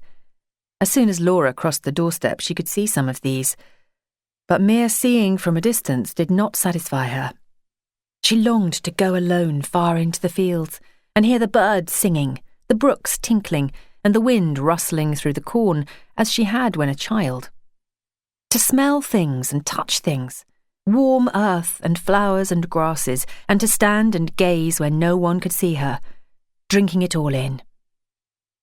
She never spoke of this longing to anyone. She accused herself of discontent and told herself, "You can't have everything." But the craving remained until, unexpectedly, it was gratified in fullest measure and in a way which seemed to her to be wholly delightful, though on this latter point very few of those she knew were inclined to agree. Chapter 9. Letter Carrier. One cold winter morning, when snow was on the ground and the ponds were iced over, Laura, in mittens and a scarf, was sorting the early morning mail and wishing that Zillah would hurry with the cup of tea she usually brought her at that time. The hanging oil lamp above her head had scarcely had time to thaw the atmosphere, and the one uniformed postman at a side bench, sorting his letters for delivery, stopped to thump his chest with his arms and exclaim that he'd be jiggered, but it was a fact that on such mornings as this there was bound to be a letter for every house, even for those which did not have one once in a blue moon. "Does it on purpose, I suppose," he grumbled. The two women letter-carriers, who had more reason than he to complain, for his round was mostly by road and theirs were cross-country, worked quietly at their bench. The elder, Mrs. Gubbins, had got herself up to face the weather by tying a red knitted shawl over her head and wearing the bottoms of a man's corduroy trouser legs as gaiters. Mrs. Macy had brought out an old moth-eaten fur tippet which smelt strongly of camphor. As the daylight increased, the window became a steely grey square with wads of snow at the corners of the panes. From beyond it came the crunching sound of cartwheels on frozen snow. Laura turned back her mittens and rubbed her chilblains. Then, suddenly, the everyday dullness of work before breakfast was pierced by a low cry of distress from the younger postwoman. She had an open letter in her hand, and evidently it contained bad news, but all she would say in answer to sympathetic inquiries was, "I must go. I must go at once. Now. Immediately." Go at once? Go where and why? How could she go anywhere but on her round? Or leave her letters half sorted, were the shocked questions the eyes of the other three asked each other. When Laura suggested calling Miss Lane, Mrs. Macy exclaimed, "No, don't call her here, please. I must see her alone and in private, and I shan't be able to take out the letters this morning. Oh dear, what's to be done?" Miss Lane was downstairs and alone in the kitchen, with her feet on the fender, sipping a cup of tea. Laura had expected she would be annoyed at being disturbed before her official hours, but she did not even seem to be surprised, and in a few moments had Mrs. Macy in a chair by the fire and was holding a cup of hot tea to her lips. "Come, drink this," she said, "then tell me about it." Then to Laura, who had already reached the door on her way back to her sorting, "Tell Zillah not to begin cooking breakfast until I tell her to." And as an afterthought, "Say she is to go upstairs and begin getting my room ready for turning out." A message which, when delivered, annoyed Zillah exceedingly, for she knew, and she knew Laura would guess, that the upstairs work was ordered to prevent listening at keyholes. The sorting was finished, the postman had gone reluctantly out, 5 minutes late, and old Mrs. Gubbins was pretending to hunt for a lost piece of string in order to delay her own exit, when Miss Lane came in and carefully shut the door after her. "What? Not out yet, Mrs. Gubbins?" she asked coldly, and Mrs. Gubbins responded to the hint, banging the door behind her as the only possible expression of her frustrated curiosity. "Here's a pretty kettle of fish. We're in a bit of a fix, Laura. Mrs. Macy won't be able to do her round this morning. She's got to go off by train at once to see her husband, who's dangerously ill. She's gone home now to get Tommy up and get ready. She's taking him with her." "But I thought her husband was abroad," said the puzzled Laura. So he may have been at one time, but he isn't now. He's down in Devonshire, and it'll take her all day to get there, and a cold, miserable journey it'll be for the poor soul. But I'll tell you more about that later. The thing now is what we are going to do about the letters and Sir Timothy's private post bag. Zillah shan't go. I wouldn't demean myself to ask her, after the disgraceful way she's been banging about upstairs, not to mention her bad feet and her rheumatism. And Minnie's got a bad cold. She couldn't take out the telegrams yesterday, as you know, and nobody can be spared from the forge with this frost, and horses pouring in to be roughshod, and every moment it's getting later, and you know what old Farmer Stebbing is. If his letters are 10 minutes late, he writes off to the Postmaster General, though to be sure he might make some small allowance this morning for snow and late mails. Oh, what a fool I must have been to take on this office. It's nothing but worry, worry, worry. And I suppose I couldn't be spared to go? Asked Laura, tentatively. Miss Lane was inclined to reconsider things if she appeared too eager. But now, to her great delight, that lady said, quite gratefully, "Oh, would you? And you don't think your mother would mind? Well, that's a weight off my mind. But you're not going without some breakfast inside you, time or no time, or for all the farmers and squires in creation." Then, opening the door, "Zillah! Zillah! Laura's breakfast at once, and bring plenty. She's going out on an errand for me. Bacon and 2 eggs, and make haste, please." And Laura ate her breakfast, and dressed herself in her warmest clothes, with the addition of a sealskin cap and tippet Miss Lane insisted upon lending her, and hurried out into the snowy world, a hind let loose, if ever there was one.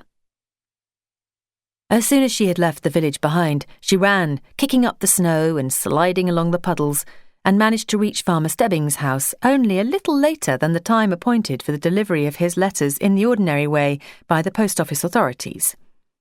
Then across the park to Sir Timothy's mansion, and on to his head gardener's house, and the home farm, and 6 cottages, and her letters were disposed of. Laura never forgot that morning's walk. 50 years later, she could recall it in detail. Snow had fallen a few days earlier, then had frozen, and on the hard crust yet more snow had fallen and lay like soft feathery down, fleecing the surface of the level open spaces of the park and softening the outlines of hillocks and fences. Against it the dark branches and twigs of the trees stood out, lace-like. The sky was low and grey and soft-looking as a feather bed. Her delivery finished, and a little tired from her breathless run, she stopped where her path wound through a thicket to eat the crust and apple she had brought in her pocket. It was an unfrequented way, and the only human footprints to be seen were her own. But she was not alone in that solitude. Everywhere on the track and beneath the trees, the snow was patterned with tiny claw marks, and gradually she became aware of the subdued, uneasy fluttering and chirping noises of birds sheltering in the undergrowth. Poor birds! With the earth frozen and the ponds iced over, it was indeed the winter of their discontent. But all she could do for them was to scatter a few crumbs on the snow. The rabbits were better off. They had their deep, warm burrows, and the pheasants knew where to go for the corn the gamekeeper spread for them in such weather. She could hear the honk of a pheasant somewhere away in the woods, and the cawing of rooks passing overhead, and Sir Timothy's stable clock chiming 11. Time for her to be going. In spite of a late start and a leisurely return, Laura managed to reach the office only a few minutes later than the official time fixed for that journey, which pleased Miss Lane, as it saved her the trouble of making a report. And that, perhaps, made her more communicative than usual, for at the first opportunity she told Laura what she knew of Mrs. Macy's story. Her husband, Laura now learned, was not a valet, although he might at one time have been one, nor was he travelling with his gentleman. He was by profession a bookmaker, which interested Laura greatly, as she at first concluded that he was in some way engaged in the production of literature. But Miss Lane, who knew more of the world, made haste to explain that his kind of bookmaker had something to do with betting on racehorses. In the course of his bookmaking, she said, He had been involved in a public house quarrel which had led to blows, and from blows to kicks, and a man had been killed. The crime had been brought home to him, and he had been given a long sentence for manslaughter. Now he was in prison on Dartmoor, nearing the end of his sentence. A long, long way for that poor soul to go in that wintry weather. But the prison authorities had written to say he was dangerously ill with pneumonia, and the prison doctor thought it advisable that his wife should be sent for. Miss Lane had known all the time where he was, though not what crime had caused him to be there, and she had not breathed a word to a living soul, she assured Laura, and would not be doing so now had not Mrs. Macey said, as she went out of the door, "Perhaps Laura will go over and feed Snowball. I'll pay for his milk when I get back, and tell her whatever you think fit about where we are going. She's a sensible little soul and won't tell anybody if you ask her not to." Poor Mrs. Macey. No wonder she had been distressed. The strain of the journey in such weather and the ordeal at the end of it were not the whole of her trouble. As far as Tommy knew, his father was a gentleman's servant travelling abroad with his employer. Now, at some point on their journey, she would have to tell him the truth and to prepare him for whatever might follow. Furthermore, her husband's sentence would expire in a year, and if his conduct had been good, he would be released sooner, unless he died now through this illness, which Miss Lane thought would be the best thing that could happen for all parties. Still, her husband was a husband, and often the worst husbands were most mourned for. She would not pretend to say whether his wife would be relieved or sorry if the Lord saw fit to take him. All she could say was that she had never seen a poor creature more upset by bad news, and her heart ached at the thought of her setting off on such a journey, to the end of the earth, as one might say, and snow on the ground, and a prison hospital, and all manner of humiliations at the end of it. However, dinner was ready, and Zillah had made a delicious damson jam roly-poly with a good suety crust. Laura must feel hungry after her cold walk, and she felt a bit peckish herself. "So come along, and not a word of what you've been told to anybody. If anyone asks you, it's her mother who's ill, and she's gone to London to nurse her." A week later, Mrs. Macey returned, sad and subdued, but not in mourning, as Miss Lane had half expected. She had spent a night in London, and left Tommy with her friends there, for she had only come back to settle up her small affairs and to pack her furniture. Her husband was recovering, and would shortly be released, and she had decided to make a home for him. For a husband is a husband, as Miss Lane had so sagely remarked, and although Mrs. Macey obviously dreaded the future, she felt she must face it. But she could not let her husband come to Candleford Green to make a 9 days' wonder. She would find a couple of rooms near her friends in London, and the Prisoners' Aid people would find him a job, or if not, she could earn their keep with her needle. She was sorry to leave her nice little cottage. She had had a few years' peace there, but as Laura would find, you can't always do what you like or be where you would wish in this world. So she went with her boxes and bundles, and with Snowball mewing in a basket. Someone else came to live in her cottage, and very soon she was forgotten, as Laura in her turn would be forgotten, and as all the other insignificant people would be who had sojourned for a time at Candleford Green. But her going had its effect upon Laura's life, for after a good deal of discussion among her elders and hopes and fears on Laura's part, it was arranged that she should undertake what was still known as Mrs. Macey's delivery. Miss Lane was quite willing to spare her for 2.5 hours each morning. She had suggested the plan, pointing out that it would not only give her more fresh air and exercise, but also put another 4 shillings a week in her pocket. It was really most generous of Miss Lane, and 4 shillings a week was considered quite a substantial addition to larger incomes than Laura's in those days. Yet Laura, sent home for a weekend to obtain her parents' consent to the arrangement, found them less pleased with the plan than she had expected. Except in letters from Laura, neither of them had heard of post-women before, and the idea of letters being delivered by anyone but a man in uniform struck them as odd. Her father thought she would demean herself and get coarse and tomboyish traipsing about the country with a letter bag strapped over her shoulder. Her mother's objection was that people would think it funny, However, as it was Miss Lane's suggestion, and Laura herself was bent on the plan, they gave at last a grudging consent. Her father stipulating that she should keep strictly to her official timetable and favour nobody, and her mother that she should never forget to change her shoes in wet weather. An order for a pair of stout, waterproof shoes at her father's expense was forthwith sent off to her shoemaker, Uncle Tom. And it may be recorded here as a testimonial to the old handmade product that one pair of shoes outlasted the whole of Laura's time as a postwoman. They might have been worn several years longer had not her taste in shoes changed. They were still well worth the gypsy's fervent, "God bless you, my lady," when exchanged for a basket of plaited twigs filled with moss and ferns. Laura had been away from the hamlet less than 7 months, and nothing appeared to have changed there. The men still worked in the fields all day and worked on their allotments or talked politics at the village inn in the evening. The women still went to the well on pattens and gossiped over garden hedges in their spare moments, and to them the affairs of the hamlet still loomed larger than anything going on in the outside world. They were just as they had been from the day of her birth, yet to her they seemed rougher and cruder than formerly. When they chaffed her about the way she had grown, saying it was plain to see there was plenty to eat and drink at Candleford Green, or commented on her new clothes, or asked her if she had found a sweetheart yet, she answered them so shortly that one good old soul was offended and told her it was no good trying to make strange with one who had changed her napkins as a baby. After that well-merited reproof, Laura tried to be more sociable with her neighbours, but she was young and foolish, and for several years she held herself aloof from all but a few loved old friends when visiting her home.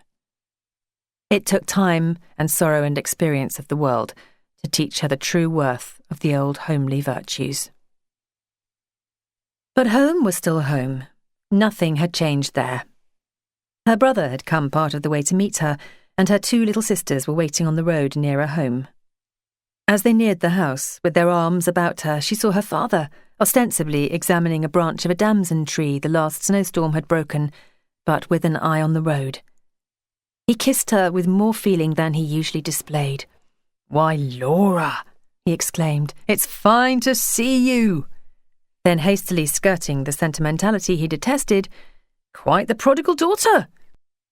"Well, we haven't exactly killed the fatted calf, for we hadn't one handy, but your mother has killed her very best fowl, and it's about done to a turn by this time." It was delightful to sit in the familiar room with all the old familiar things around her, with a fire halfway up to the chimney, as her mother said, and she usually so frugal. Delightful to have a long secret chat with her brother in the woodshed, to be embraced and made much of by her little sisters, and to ride her baby brother on her back round the garden, with the wind blowing through their hair.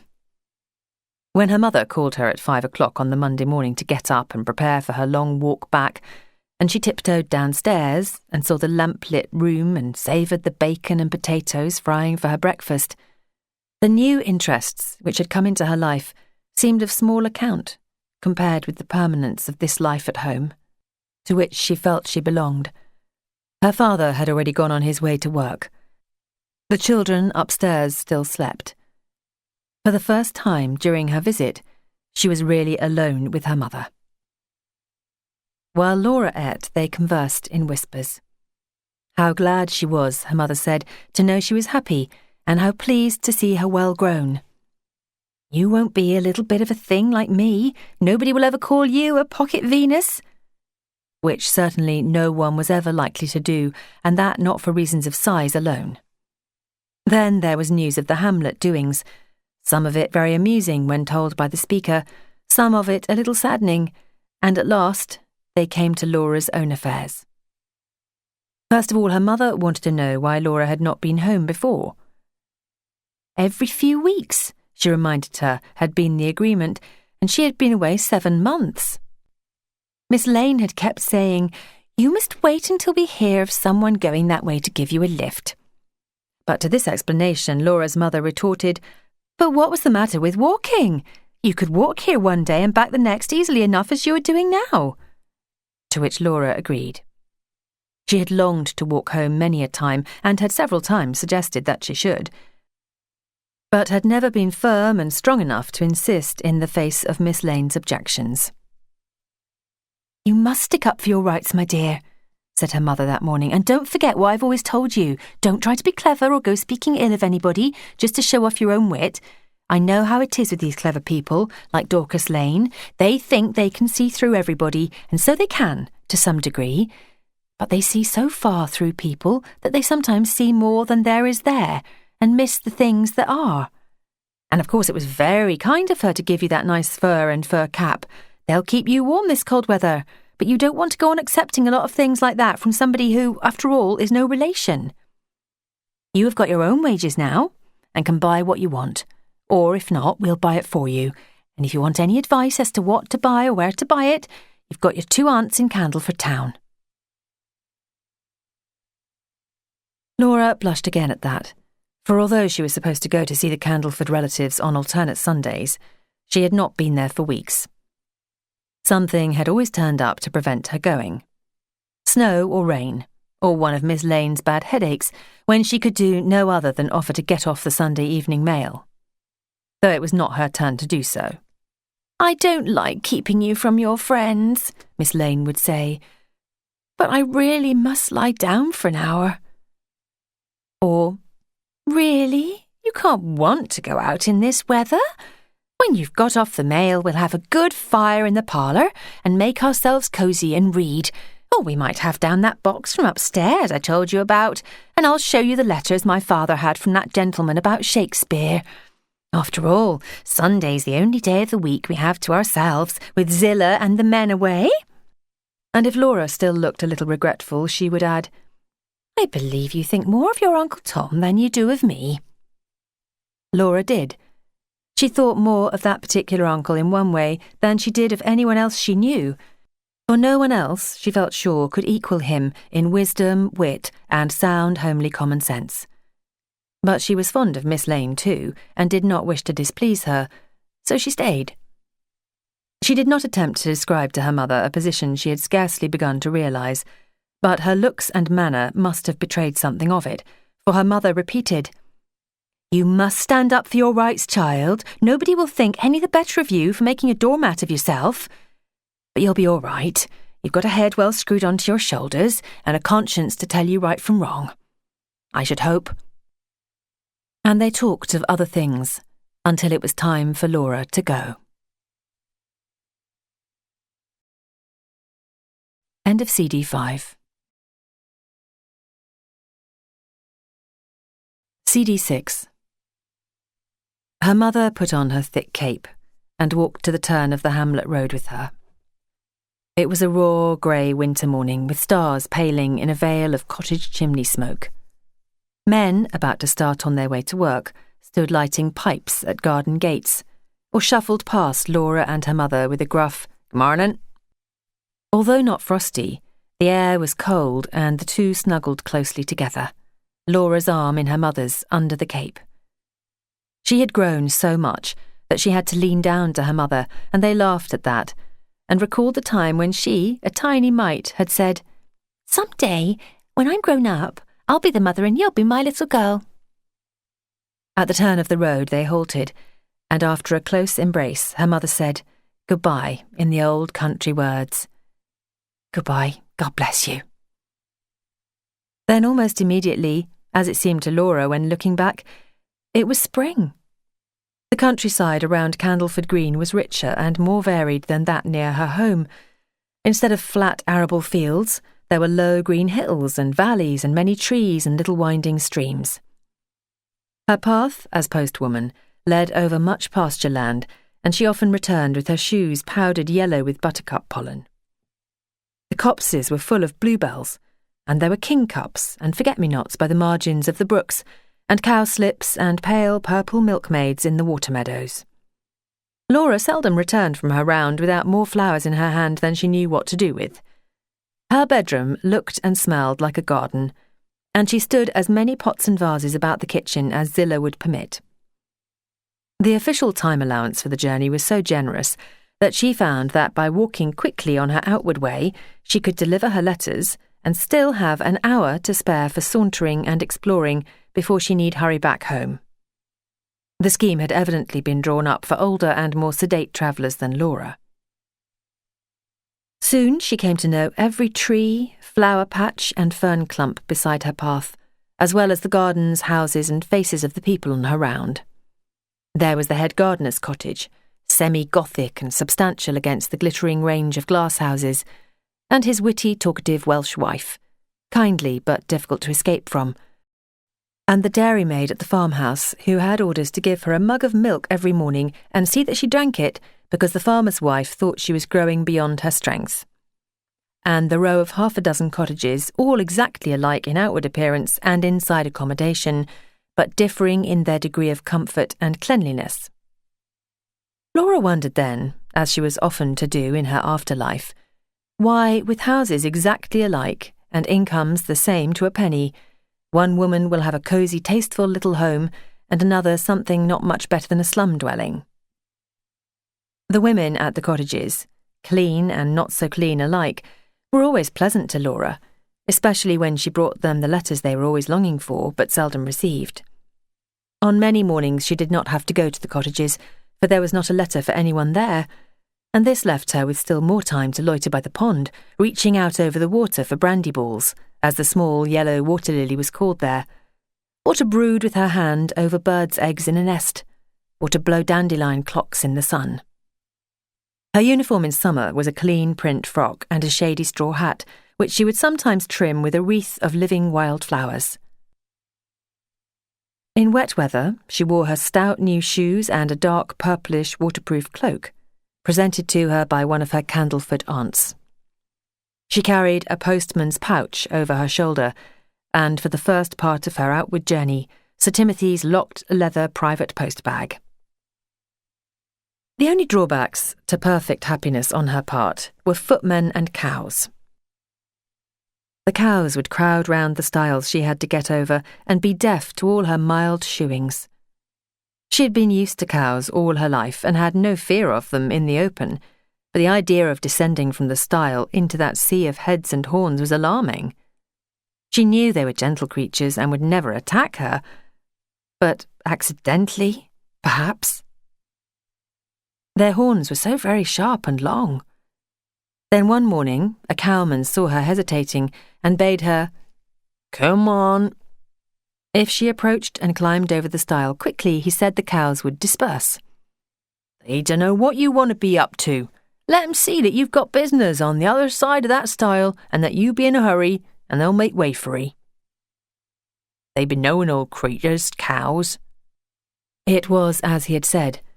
When she came to and crossed the stile in a businesslike way, they moved politely aside for her to pass, and they soon became so used to seeing her there that they dispersed at her approach. The footmen were far less mannerly. At the hour at which she reached the great house every morning, their duties or their pleasure lay in the back premises, near the door at which Sir Timothy's post-bag had to be delivered. At the sound of the doorbell, 2 or 3 of them would rush out, snatch the leather post-bag from Laura's hand, and toss it from one to the other, sometimes kick it.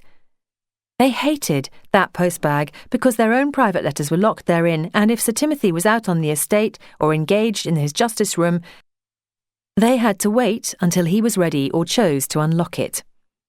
They accused him of examining the handwriting and postmarks of their correspondence, and of asking inquisitive questions about it, which he may at some time have done, for in Laura's time they had betting tips and bookmakers' circulars addressed to the post office to be called for. It was this matter of the post-bag which had caused their animosity towards Laura. When she had first appeared as postwoman, they had asked, or rather told her, to bring up to the house with the bag their letters addressed to the post office. Miss Lane, who was a stickler for strict observance of the official rules, would not permit her to do this. If a letter was addressed to the post office to be called for, she said called for it must be. And although Laura, who thought it unfair that their letters should be inspected, like those of small boys at school, had softened Miss Lane's message to them when delivering it, they were annoyed, and under a show of boisterous horseplay, visited their annoyance upon Laura. They would creep silently up behind her and clap her heavily upon the shoulders, or knock her hat over her eyes, or ruffle her hair with their hands, or try to kiss her.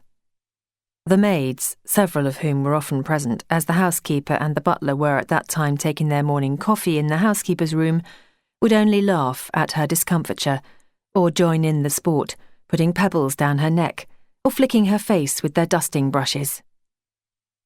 "You look as if you'd been drawn through a quickset hedge backward," remarked the head gardener's wife one day, when Laura was more than usually dishevelled.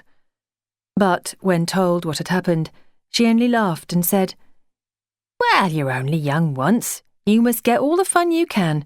You give them as good as they give you, and they'll soon learn to respect you."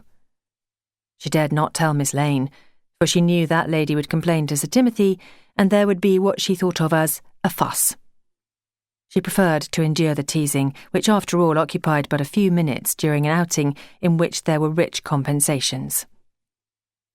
Excepting the men working in the fields, she seldom saw anyone between the houses on her round.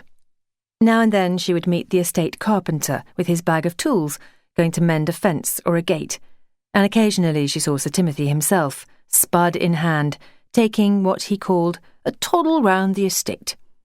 And he would greet her in his jovial way as "our little postmistress general," and tell her to go to Gearing, the head gardener, and ask him to show her through the glass houses and give her some flowers, which was kind of him, but unnecessary, as Mr. Gearing had, on his own responsibility, conducted her several times through the long, warm, damp-scented hothouses, picking a flower here and there to add to her bouquet.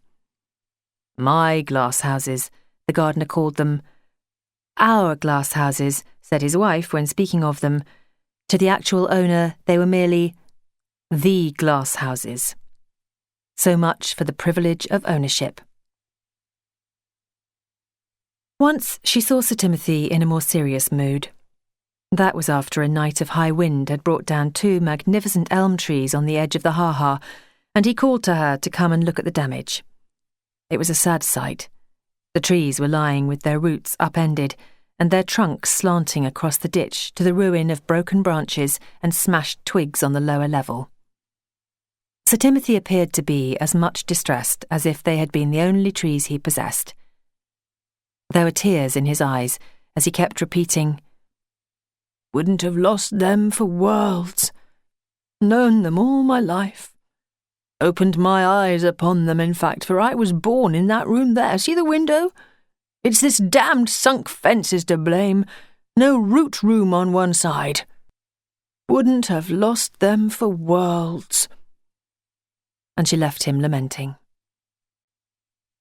Although so few people were seen there at the early hour of Laura's passing, the park was open to all. Couples went there for walks on summer Sundays, and the poorer villagers were permitted to pick up the dead fallen wood for their fires. But the copses and other enclosures were barred, especially in the spring when the game birds were nesting. There were notice boards in such places to say trespassers would be prosecuted, and although Laura considered herself to some extent a privileged person, she climbed into them stealthily and kept a lookout for the gamekeeper. But he was an old man, getting beyond his work, people said. His cottage stood in a clearing in a wood on the other side of the estate, and she never once sighted him. She went in and out of the copses, gathering bluebells or wild cherry blossom, or hunting for birds' nests, and never saw anyone, until one May morning of her 2nd year on the round. She had gone into one of the copses where a few lilies of the valley grew wild, found 6 or so, and was just climbing down the high bank which surrounded the copse, when she came face to face with a stranger. He was a young man in rough country tweeds and carried a gun over his shoulder. She thought for a moment that he might be one of Sir Timothy's nephews, or some other visitor at the great house, though of course she should have remembered that no guest of Sir Timothy's would have carried a gun at that season. But when he pointed to a notice board which said, "Trespassers will be prosecuted," and asked rather roughly what the devil she thought she was doing there, she knew he must be a gamekeeper. And he turned out to be a new underkeeper, engaged to do most of the actual work of the old man, who was failing in health but refused to retire. He was a tall, well-built young man, apparently in the middle 20s, with a small fair moustache and very pale blue eyes, which against his dark-tanned complexion looked paler. His features might have been called handsome, but for their set rigidity. These softened slightly when Laura held out her half-dozen lilies of the valley as an excuse for her trespass. He was sure she had meant to do no harm, he said, but the pheasants were still sitting, and he could not have them disturbed. There had been too much of this trespassing lately.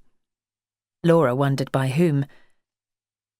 Too much laxity, he repeated, as if he had just thought of the word and was pleased with it. But it had got to stop. Then, still walking close on her heels on the narrow path, as if to keep her in custody, he asked her if she would tell him the way to Foxhill Copse, as it was his first morning on the estate, and he had not grasped the lie of the land yet. When she pointed it out, and he saw that her own path led past, he unbent sufficiently to suggest that they should walk on together. By the time they reached the copse, he had become quite human. His name, he told her, was Philip White. His father was head gamekeeper on an estate near Oxford, and he had so far worked under him, but had now come to Candleford Park on the understanding that when poor old Chitty died or retired, he would take his place as head gamekeeper. Without actually saying so, he managed to convey the impression that by consenting to serve under Chitty for a time, he was doing not only Sir Timothy, but the whole neighbourhood a favour. His father's estate, he spoke of it as his father's in the way the Gearings spoke of our glass houses, was larger and better preserved than this, and belonged to a very great nobleman with an historic title. He did not claim the title as a family possession, but it was evident that he felt its reflected glory. Laura glanced up at him. No, he was perfectly serious. There was no smile on his face, not even a twinkle in his pale eyes. The only expression there was one of a faint interest in herself. Before they parted, she had been shown a photograph of his sister, who worked in a draper's showroom in Oxford. It was that of a smiling girl in evening dress for some dance, with her fair hair dressed in curls high on her head. Laura was much impressed. "All in our family are good-looking," he said, as he slipped the photograph back into his breast pocket. She had also been given a description of his parents' model cottage on the famous estate, and been told of the owner's great shoots, to which dukes and lords and millionaires appeared to flock, and would probably have heard much more had not her conscience pricked her into saying, "I really must go now, or I shall have to run all the way." She had not told him anything about herself, nor had he asked any questions beyond inquiring where she lived and how often she passed that way. Happening to look back, as she climbed over the stile, she saw him still standing where she had left him. He raised his hand in a wooden salute, and that, she thought, was the last she would see of him. But she had not seen the last of Philip White. After that, he always seemed to appear at some point on her walk. At first he would spring out of some copse with his gun and seem to be surprised to see her, but soon he would stroll openly along the path to meet her, then turn and walk by her side through the park until just before they came in sight of the great house windows. Beyond telling Miss Lane as an item of news on the first morning that a new underkeeper had come and that he had asked her the way to Foxhills, Laura mentioned these meetings to no one. And as they met on the loneliest part of her round, no one she knew ever saw them together. But for weeks they met, almost daily, and talked, or rather Philip talked and she listened. Sometimes he would take the hand which swung by her side and hold it in his as they walked on together. It was pleasant at 16 to be the object of so much attention on the part of a grown man, and from one who was spoken of respectfully by the villagers as Keeper White, while to her, in secret, he was Philip. "Call me Philip," he had said at their second meeting.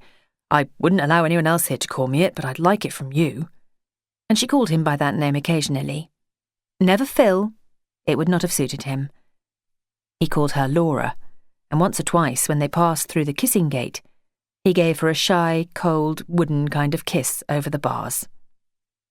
She supposed they were sweethearts, and sometimes looked into the future and saw herself feeding the pheasant chicks hatched out under hens in the little coops under the green clearing where old Chitty's cottage stood.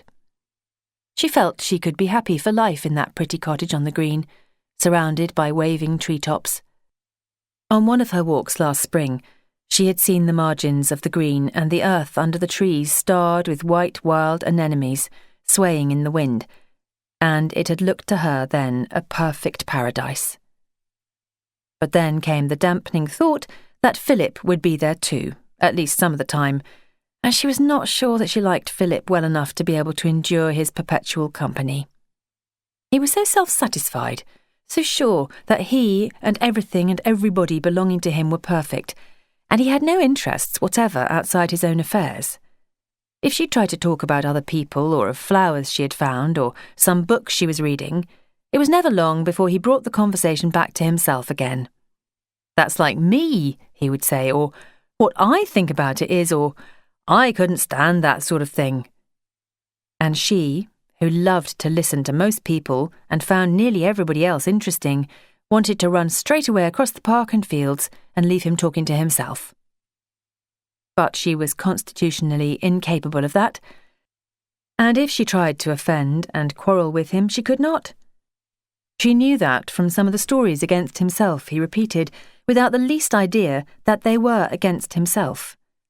If she told him openly that she thought they ought not to walk together, as it was against official rules, she would still have to meet and pass him frequently, for it was one of his duties to patrol every part of the estate.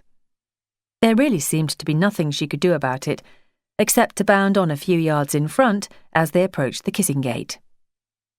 Then, when she least expected it, the whole affair came to a head and was over. It was just upon closing time one evening, and she had taken some forms to Miss Lane, who was already seated at the kitchen table about to begin on her accounts, when the office doorbell tinkled, and she hurried back to find Philip there. That, to begin with, was a surprise to her, for he had never been in the office before. An embarrassment, too, for she knew that Miss Lane, sitting quietly at the kitchen table with the door wide open, would hear every word that was said. But there he was, looking full of importance, and all she could do to cope with the situation was to say, "Good evening," in what she hoped was a businesslike voice. She almost prayed that he would say 3-penny stamps or something of that kind and go. He might squeeze her hand if he liked. She did not care if he kissed her, if only he kissed her quietly and Miss Lane did not hear, but she was not to be let off so easily. Without any formal greeting, he pulled a letter out of his pocket and said, "Can you get off for a few days at the end of this week? Well, as a matter of fact, you must. I've got this letter from our Kath, his sister, and she says our mum says I'm to bring you Saturday to Monday, she says, or longer if we can manage it, but of course I can't. Nobody can afford to leave my job for long together. Too many bad characters about. Still, I think I've earned a day or two, and Sir Timothy's quite agreeable, so you'd better arrange about it now and I'll wait." Laura looked at the open door. She could positively feel Miss Lane listening. "I'm sorry," she began feebly, but the idea of anyone trying to refuse an invitation from his family was unthinkable to Philip. "Go and ask," he commanded. Then, more gently, but still too audibly, "Go and ask. You've got the right. Everybody takes their girl for their people to see. And you are my girl, aren't you, Laura?" The papers on the kitchen table rustled. Then again, dead silence. But Laura was no longer thinking of the danger of being overheard, so much as wondering what she should say. "You are my girl, aren't you, Laura?" asked Philip once more, and for the first time since she had known him, Laura detected a faint note of uneasiness in his voice. She herself was trembling with consternation, but when she said, "You've never asked me," her voice sounded flippant, perhaps coquettish. For Philip took one of her trembling hands and smiled down upon her as he said magnanimously, "Well, I thought you understood. But don't be frightened. You will be my girl, won't you, Laura?" That was inadequate enough as a declaration of love, but Laura's answer was even more inadequate. No, thank you, Philip," she said. And the most unromantic love scene on record was over, for without another word, he turned, went out of the door, and out of her life. She never saw him again to speak to. On one occasion, months afterwards, she had a momentary view of his distant figure, gun on shoulder, stalking across one of the open spaces of the park. But if he ever came her way again, he must have chosen a time of day when she was not likely to be there. But Miss Lane was still with her and had to be dealt with. Laura expected at least a severe scolding. A letter might even be written to her mother. But when Laura returned to the kitchen, Miss Lane, who was carefully ruling a line in red ink, did not even look up. "Who was that?" she asked in a casual tone when she had finished, and Laura, trying to sound casual too, replied, "Sir Timothy's new gamekeeper." No more was said at that moment, but as she folded her accounts and slipped them into the large brown paper envelope with the printed address, Accountant General, GPO, London, Miss Lane eyed Laura closely and said, "You seem to know that young man very well." "Yes," admitted Laura. "I've met him on the round sometimes." And Miss Lane said, "So I've gathered." So there were no reproaches. On the contrary, Miss Lane appeared in a better temper than usual for the rest of the evening. As they were lighting their candles to go up to bed, she said thoughtfully, "I don't see why you should ever leave here. You and I get on very well together, and perhaps after my time you might take my place in the office." In after years, Laura sometimes looked rather wistfully back on that evening when an apparent choice was offered her between two widely differing paths in life. It would have been pleasant to have lived all her days in comparative ease and security among the people she knew and understood, to have watched the seasons open and fade in the scenes she loved and belonged to by birth. But have we any of us a free choice of our path in life? Or are we driven on by destiny, or by the demon within us into a path already marked out? Who can tell? Choice or no choice, Laura's sojourn at Candleford Green was to be but of a few years' duration. And if the choice had been hers, and she had remained there, her life might not have been as happy and peaceful as she afterwards imagined it would have been. Her mother's judgment was usually sound, and she had often told her, "You're not cut out for a pleasant, easy life. You think too much." Sometimes adding tolerantly, "But we are as we are made, I suppose." Chapter 10. Change in the Village. The gradual change which was turning the formerly quiet and secluded village of Candleford Green into the suburb of a small country town was accentuated by the death of Mr. Coulsdon and the arrival of the new vicar. Mr. Delafield was a young man in the early 30s, somewhat inclined to premature bulkiness, whose large, pink, clean-shaven face had a babyish look, which his fair hair, worn rather long and inclined to curl, did nothing to dispel. Dignity did not enter into his composition. He would run out to post a letter or to buy a cucumber for lunch in his shirt sleeves, and even when fully dressed, the only evidence of his sacred calling was his collar. Well-worn flannels and a Norfolk jacket were his usual everyday wear. A very dark grey, of course.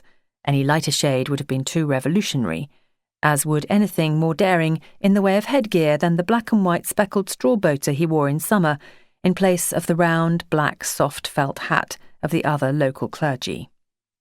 He looked like a very big boy, and an untidy boy. Miss Lane once said that she longed to take a needle and thread and set forward the top button of his trousers, so that he could button in the bulge at his waist.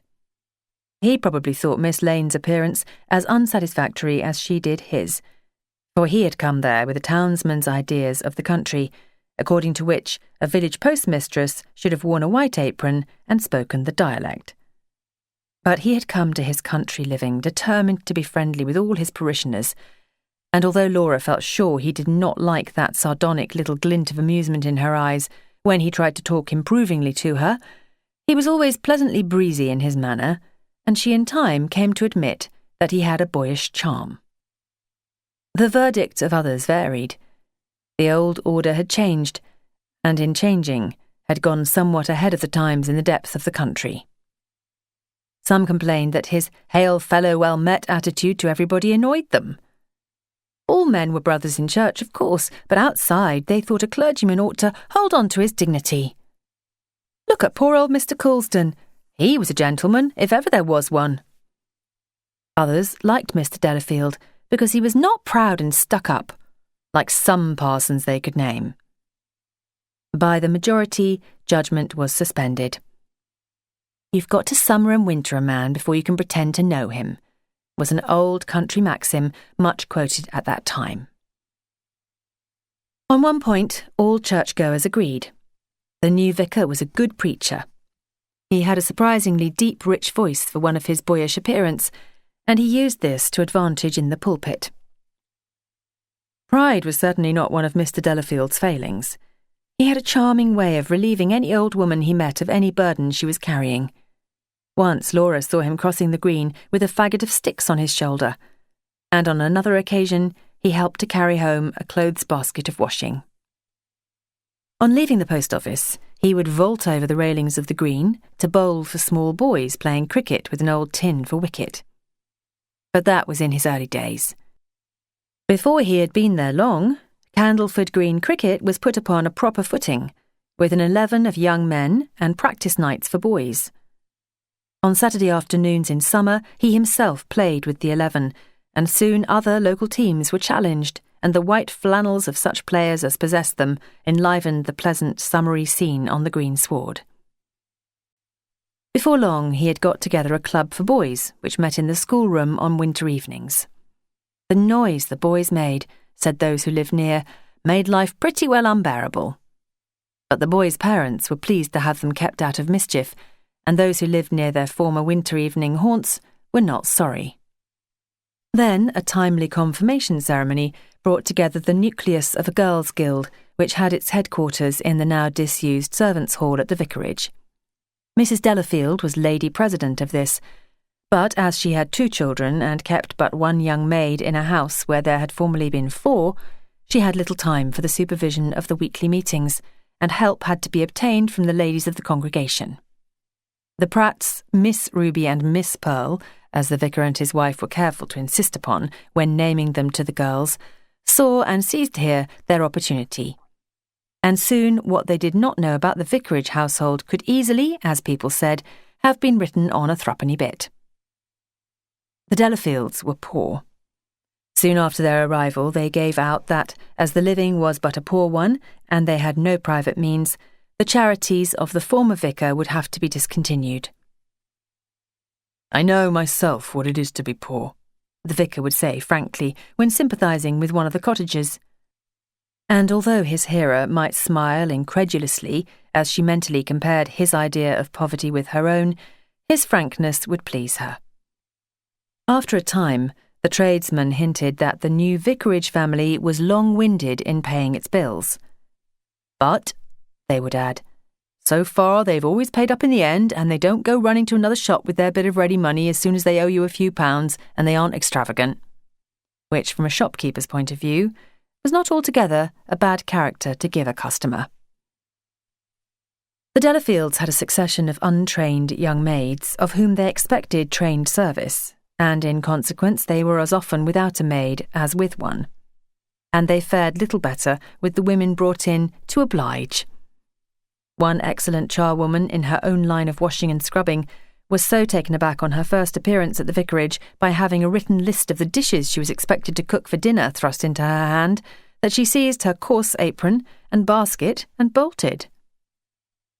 But what struck the Miss Pratts more than the scrappy meals and undusted rooms at the vicarage was what they called Mrs. Delafield's singularity. Her style of dress was what Miss Ruby called arty. She wore long, loose frocks, usually terracotta or sage green, which trailed on the floor behind her, and had low necks which exposed the throat when other women were whale-boned up to the ears. For church on Sundays, The Delafield children wore white kid slippers and open-work socks. But at all other times, they ran about barefoot, which shocked the villagers and could not have been very comfortable for themselves, although they appeared to enjoy scrabbling with their toes in the dust or taking impressions of their own footprints in mud.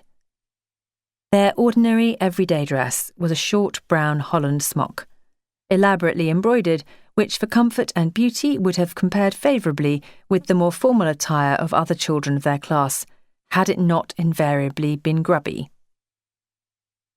Those awful children, some people called them, but to others their intelligence and good looks made up for their lack of manners. And, "Thank heaven," somebody said, "we ain't expected to miss them." It was something of a privilege to be able to say Elaine or Olivia when speaking to or of them at a time when other quality children were master or miss in their cradles. The village had taken its lead in this matter from the vicar, who always spoke to them of his children by their plain Christian names. Other parents added the prefix, often emphasising it. One child Laura knew, who, being the youngest of her family, retained the name and status of baby while a toddler, was spoken of by her parents to the servants and estate workers as Miss Baby. The change at the vicarage did as much as anything to hasten the decline of the old servile attitude of the poorer villagers. With all his failings, or what they considered failings, Mr. Delafield did at least meet them on a purely human footing, and speak to them as one man to another, not as one bending down from a pedestal.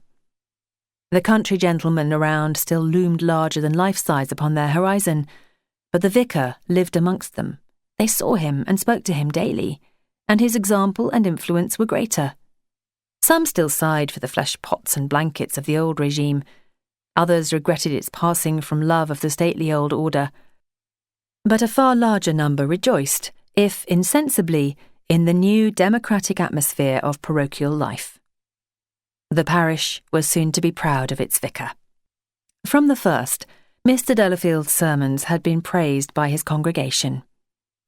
"Keeps you awake, he do," said some who had formerly been in the habit of nodding in sermon time. Their duty towards their neighbour and the importance of honesty and truthfulness had been topics too familiar to keep their eyes open, but when a sermon began, "The other day I heard a man in this parish say," or "You may have read in your newspapers last week," they sat up and listened. Quite often, the thing heard or read was amusing, and although of course there could be no laughter in church, a slight stir of smiling appreciation would lighten the atmosphere and prepare the congregation to settle down happily to listen to the lesson or moral to be drawn. It was never a severe one. Hell was never mentioned, nor, for the matter of that, heaven, and earth was depicted as not as bad a place after all if people bore one another's burdens and pulled together. If sometimes the deep, melodious voice in the pulpit preached repentance, it was not so much repentance of the sins common in country villages as those of the world in general. No one present could ever feel hurt or offended by anything he said in his sermons. Indeed, a member of his congregation was heard to say in the churchyard one Sunday morning, "A sermon like that makes you feel 2 inches taller." Those comfortable words, that eloquent voice, and the telling pauses when, leaning far over the edge of his pulpit, he searched the faces and seemed to look into the very hearts of his congregation, soon won for him the reputation of being the best preacher in the neighbourhood. Some said in the county. People from surrounding parishes and even from Candleford town itself were soon coming to hear him preach. On summer Sunday evenings, the church was often so well filled that latecomers had to stand in the aisle. Even Miss Lane, who was not a frequent churchgoer, attended a service. Back at home, her only comment was, "All very pleasant, but pass me my Darwin, please.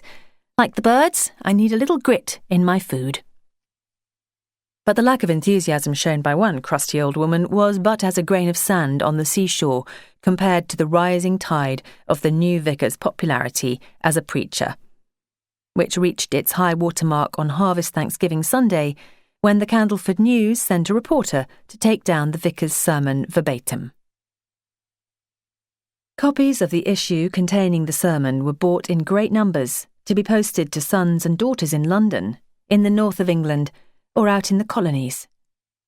Just to show them, their parents said, that Candleford Green's no longer the poor little stick-in-the-mud spot they may be thinking. As Mr. Delafield's popularity as a preacher increased and brought renown to the village, his small unconventionalities were accepted as the little, amusing, lovable peculiarities of genius. His wife had no longer difficulties with her maids and charwomen, for an elderly farmer's daughter proposed herself and was accepted as mother's help. By the time Laura left Candleford Green, the ladies of the congregation were almost fighting over decorating the church and the turns they had agreed to take at relieving Mrs. Delafield of the family mending. So many pairs of carpet slippers were worked for Mr. Delafield that only a centipede could have worn out all of them. And Elaine and Olivia were so frequently asked out to tea, and so feasted when there, that had they not been sent away to a boarding school, their digestions would have been ruined. By his poorer parishioners, though not perhaps as respected as Mr. Coulsdon had been, the new vicar was more beloved, because more human. Mr. Delafield's cure of souls at Candleford Green was but brief. A year or two after Laura had left there, she was told in a letter that he had accepted a London living and was to hold a special service in his new church for the Candleford Green Mothers' Meeting on its annual outing. But he left his mark on the village, not only by the spiritual comfort he had been able to bring to many, but also by breaking down prejudices. Then, about that time, came a rise in wages. Agricultural workers were given 15 instead of 10 or 12 shillings a week, and skilled craftsmen were paid an agreed rate per hour, instead of the former weekly wage irrespective of the time put in, and although at the same time prices were rising, they had not as yet risen in proportion. The Boer War, when it came, sent prices soaring, but that was still several years in the future. Meanwhile, Queen Victoria had her Diamond Jubilee, and peace and plenty was the country's watchword. Rural councils were established, and some of the progressive Candleford Green villagers were able to voice their improvement schemes and to get a few of them carried out. There were rumours of scholarships for village schoolchildren. The county council sent a cookery expert to lecture in the schoolroom, and there were evening classes, no longer called night school for the older boys. Housing was still left to private enterprise, but the demand for more modern homes did not go unregarded. When one of the Candleford Green villagers had a stroke of good luck in the way of a better job or higher wages, his wife's reaction to the good news would usually be to exclaim, "Now we can go to live in one of the villas." Sometimes her ambition was realised, and they exchanged their old, inconvenient, though thick-walled and warm-old cottage with its large, fertile garden for one of a row of small houses on the newly opened building estate on the Candleford Road. The new house might prove to be damp and draughty, for the walls were thin and the woodwork ill-fitted, and the garden at the back of the house, formerly part of a damp tussocky meadow left in the rough by the builder, would certainly turn out what her husband would call a heartache. But as compensation, she would enjoy the distinction conferred by owning a smart front door with a brass knocker, a bay window in the parlour, and water laid onto the kitchen sink, plus the éclat of living in one of the villas. Although the speculative builder had left the making of the back garden to his tenant, he had finished the small plot in front by laying a few feet of turf round a small centre flower bed. Ornate iron railings enclosed this small space, and a red and blue tiled path led up to the front door. Outside, at the edge of the sidewalk, young trees had been planted, of which some had already died and others were pining, but lining the favourite and most built-up road, a sufficient number survived to give colour to its name of Chestnut Avenue. In Laura's time, a few of the villas were occupied by ambitious Candleford Green families which had migrated. More had been taken by clerks and shopmen from Candleford town who fancied a country life or wished to reduce their rent.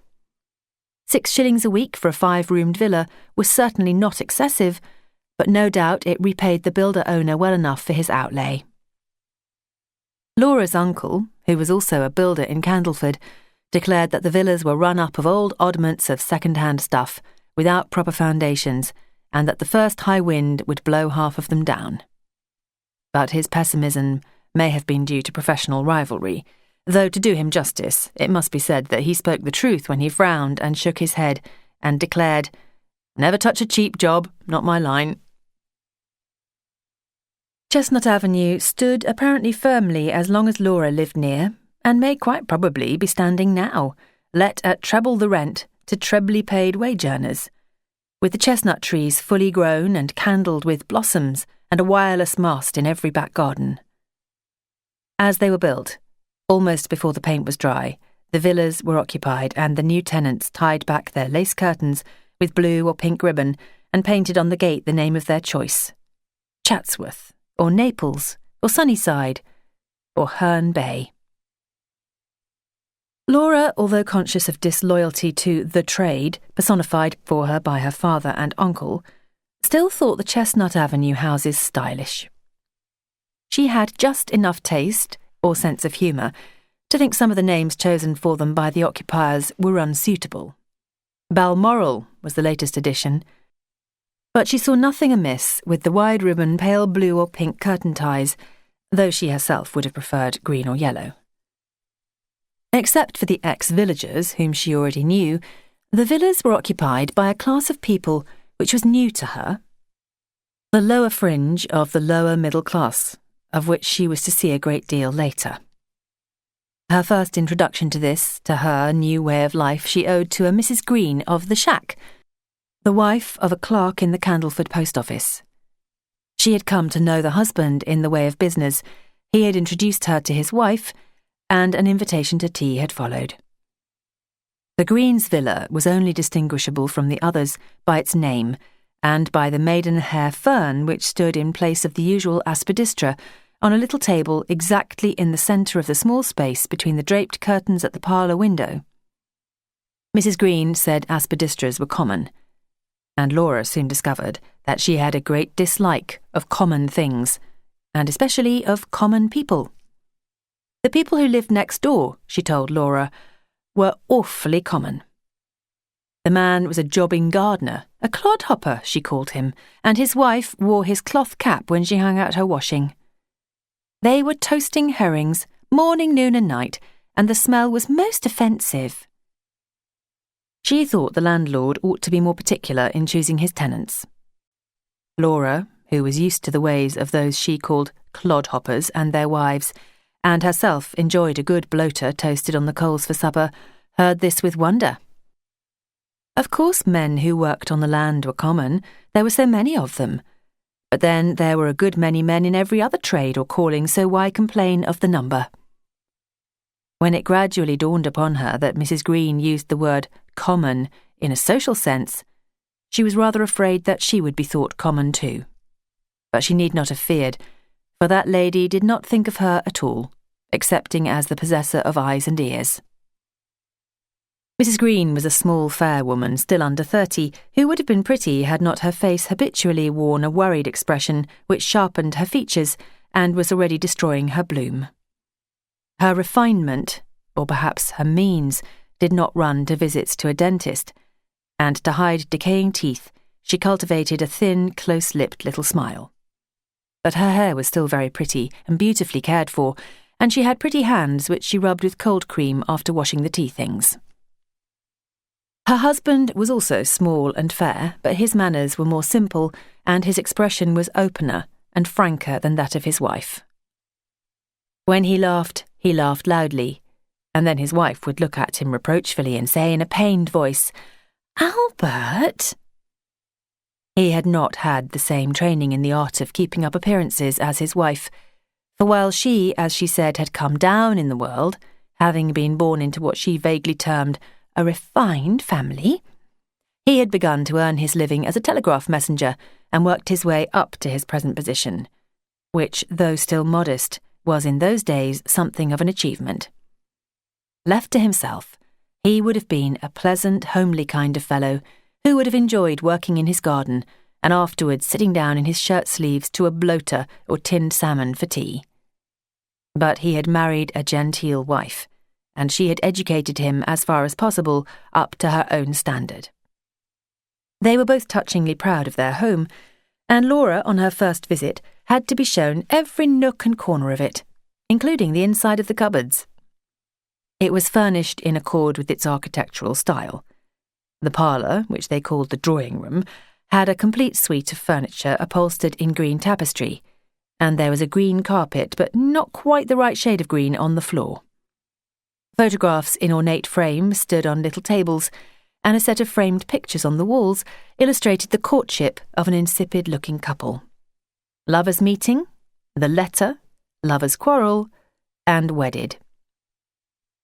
There was not a book or a flower in the room, and not so much as a cushion awry to show that it was lived in. As a matter of fact, it was not. It was more a museum, or a temple, or a furniture showroom than a living room. They sat in state in the bay window on Sunday evenings and watched their neighbours pass by, but took their meals and spent the rest of their time in the kitchen, which was a much pleasanter room. In the bedroom above the parlour there was one of the new Duchess dressing tables and a wardrobe with a long looking-glass door. These pieces of furniture Mrs. Green pointed out as the latest, a description she also applied to many other treasured objects which she seemed to regard as models of fashion and elegance. Knowing only the cottage simplicity of her own home and the substantial but old-fashioned comfort of Miss Lane's and her Candleford relatives' houses, Laura had to accept her word for this. The people whom she had hitherto known just put what they had or could get into their homes, old things and new things, side by side with each other, with perhaps a few yards of new chintz or a new coat of paint to smarten things up occasionally. So naturally, they did not make a show of their houses, beyond sometimes pointing out some special treasure which had belonged to my old granny, or been in our family for years and years. There were no such out-of-date objects in the Greens' home. Everything there had been bought by themselves when setting up house or later, and the date of purchase and even the price were subjects for conversation. £7 for the drawing-room suite and £10 for that in the bedroom. Laura was amazed. But then, she reflected, the Greens were comfortably off. Mr. Green's weekly salary must be at least £2. Everything was beautifully kept. Furniture and floors were highly polished, windows gleamed, curtains and counterpanes were immaculate, and the little kitchen at the back of the house was a model of neatness. Laura found out afterwards that Mrs. Green worked herself nearly to death. With only one child and a house only a little larger than theirs, she worked twice the number of hours and spent 10 times the energy of the cottage women. They, standing at their doors with their arms folded, enjoying a gossip with a neighbour, would often complain that a woman's work was never done. But the Mrs. Greens were working away while they gossiped, and afterwards, when they were indoors having a set down with a cup of tea, the Mrs. Greens, wearing gloves, were polishing the silver. For of course forks and spoons and any other metal objects possessed by a Green housewife were known collectively as the silver, even if there was not one single hallmark to be seen upon any of them. At the tea table, it was the turn of the Greens' only child to be chief exhibit. Doreen was 7, and according to her parents, there never had been and never again would be such an intelligent child. So cute, you should hear some of her sayings, and specimens were repeated forthwith. The little girl, meanwhile, munching her cake with a self-conscious expression. She was a pretty well-mannered child, well-dressed and well cared for, and not so much spoiled as might have been expected. Her parents adored her, and it came as a shock to Laura to hear one of them say, and the other repeat, that they did not intend to have any more children. Not intend to have more? What say would they have in the matter? If married people had one child, they almost always had more. A good many more, in most cases. Laura had sometimes heard the mother of a 7th or 8th say that she hoped it would be the last. Please God. But she had never before heard one say definitely that it would be. Miss Lane, when told of this incident, said she didn't think much of the Greens for talking like that before a girl of Laura's age, but as a matter of fact, People nowadays had learned how to limit their families, and a good thing too, she thought. But you don't want to trouble your head about anything to do with marriage, she concluded. And if you take my advice, you won't ever do so. Leave marriage to those who are suited for it. But Laura thought she would like some children. A girl and 2 boys, perhaps. And to have a house of her own with lots of books in it. And no suites of furniture at all, but all sorts of odd, interesting things, such as Miss Lane had. Her acquaintance with the Greens brought Laura for the first time in contact with the kind of people among whom much of her life was to be spent. It was a class newly emerging in this country, on the borderline between the working and middle classes. Its main type had many good points. Those belonging to it were industrious, frugal and home-loving. Their houses were well kept, their incomes well managed, and their ambitions on their children's behalf knew no bounds. No sacrifice on the part of the parents was too great if, by it, they could give a better start in life than their own to their offspring. The average number of children in a family was 2, but there were many only children and nearly as many childless homes. A family of 3 was unusual. The men's suits were kept well brushed, sponged and pressed by their wives, and the women had the knack of dressing well on little. Many of them were able to make, alter and bring up to date their own clothes. They were good cooks and managers. Their homes, though often tasteless, were substantially furnished and beautifully kept, and although when alone they might take their meals in the kitchen, they had elaborate afternoon tea cloths and fashionable knickknacks for the table for festive occasions. Those were the lines along which they were developing. Spiritually, they had lost ground rather than gained it. Their working-class forefathers had had religious or political ideals. Their talk had not lost the raciness of the soil and was seasoned with native wit, which, if sometimes crude, was authentic. Few of this section of their sons and daughters were churchgoers or gave much thought to religious matters. When the subject of religion was mentioned, they professed to subscribe to its dogmas and to be shocked at the questioning of the most outworn of these. But in reality, their creed was that of keeping up appearances. The reading they did was mass reading. Before they would open a book, they had to be told it was one that everybody was reading. The works of Marie Corelli and Nat Gould were immensely popular with them. They had not sufficient sense of humour to originate it, but borrowed it from music hall turns and comic papers, and the voice in which such gems were repeated was flat and toneless compared to the old country speech. But those who had left village life, and all it stood for behind them, were few compared to the number of those who stayed at home and waited for change to come to them. Change came slowly, if surely, and right into the early years of this century, many of the old village ways of living remained, and those who cherished the old customs were much as country people had been for generations. A little better educated, a little more democratic, a little more prosperous than their parents had been, but still the same unpretentious, warm-hearted people, with just enough malice to give point to their wit, and a growing sense of injustice which was making them begin to inquire when their turn would come to enjoy a fair share of the fruits of the earth they tilled. They too, or rather their children and grandchildren, were to come in time to the parting of the ways, when the choice would have to be made between either merging themselves in the mass standardization of a new civilization, or adapting the best of the new to their own needs, while still retaining those qualities and customs which have given country life its distinctive character. That choice may not even now have been determined. But only a few of the wisest foresaw that the need for such a choice would arise when, for Laura, what appeared to be an opportunity offered, and driven on by well-meant advice from without and from within by the restless longing of youth to see and experience the whole of life, she disappeared from the country scene. To return often, but never as herself part of it, for she could only be that in her native county, where she had sprung from the soil. On the last morning of her postwoman's round, when she came to the path between trees where she had seen the birds' footprints on the snow, she turned and looked back upon the familiar landmarks. It was a morning of ground mist, yellow sunshine, and high rifts of blue, white cloud-dappled sky.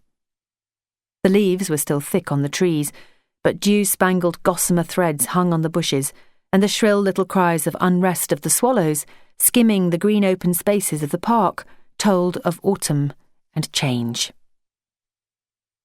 There was the stable tower, with its clock face, and near it, though unseen, was the courtyard, where she had been annoyed. Foolishly annoyed, she thought now, by the horseplay of the footman. The chief offenders had gone long before, and with those who had taken their places, she knew quite well how to deal, even if they had been offensive, which they were not, for she was nearly 3 years older. There, where the path wound past the 2 copses, she had met Philip White. He too had left the estate, and away to the left were the meadows, where the cows had obstructed her path. Farther on, quite out of sight, was the post office, where doubtless Miss Lane was at that moment dispensing stamps with the air of a high priestess, still a little offended by what she considered Laura's desertion, but not too much so to have promised her as a parting gift one of her own watches and chains. And around the post office and green was the village, where she had had good times, and times not so good, and had come to know every one of its inhabitants and to count most of them as her friends. Nearer at hand were the trees and bushes and wild flower patches beside the path she had trodden daily. The pond, where the yellow brandy-ball water lilies grew. The little birch thicket, where the long-tailed tits had congregated. The boathouse, where she had sheltered from the thunderstorm and seen the rain plash like leaden bullets into the leaden water, and the hillock beyond from which she had seen the perfect rainbow. She was never to see any of these again, but she was to carry a mental picture of them, to be recalled at will through the changing scenes of a lifetime. As she went on her way, gossamer threads spun from bush to bush barricaded her pathway, and as she broke through one after another of these fairy barricades, she thought, "They're trying to bind and keep me." But the threads which were to bind her to her native county were more enduring than gossamer. They were spun of love and kinship and cherished memories. You have been listening to Candleford Green. It was written by Flora Thompson and read by Karen Cass. Other recordings by Flora Thompson include Lark Rise and Over to Candleford. This has been a Soundings Audiobooks presentation. If you have enjoyed this production, please write to us at Isis House, Kings Drive, Whitley Bay, Tyne and Wear, NE26 2JT, or call 0191 253 4155, or visit our website www.isis-publishing.co.uk, and you will be sent a full list of our recordings.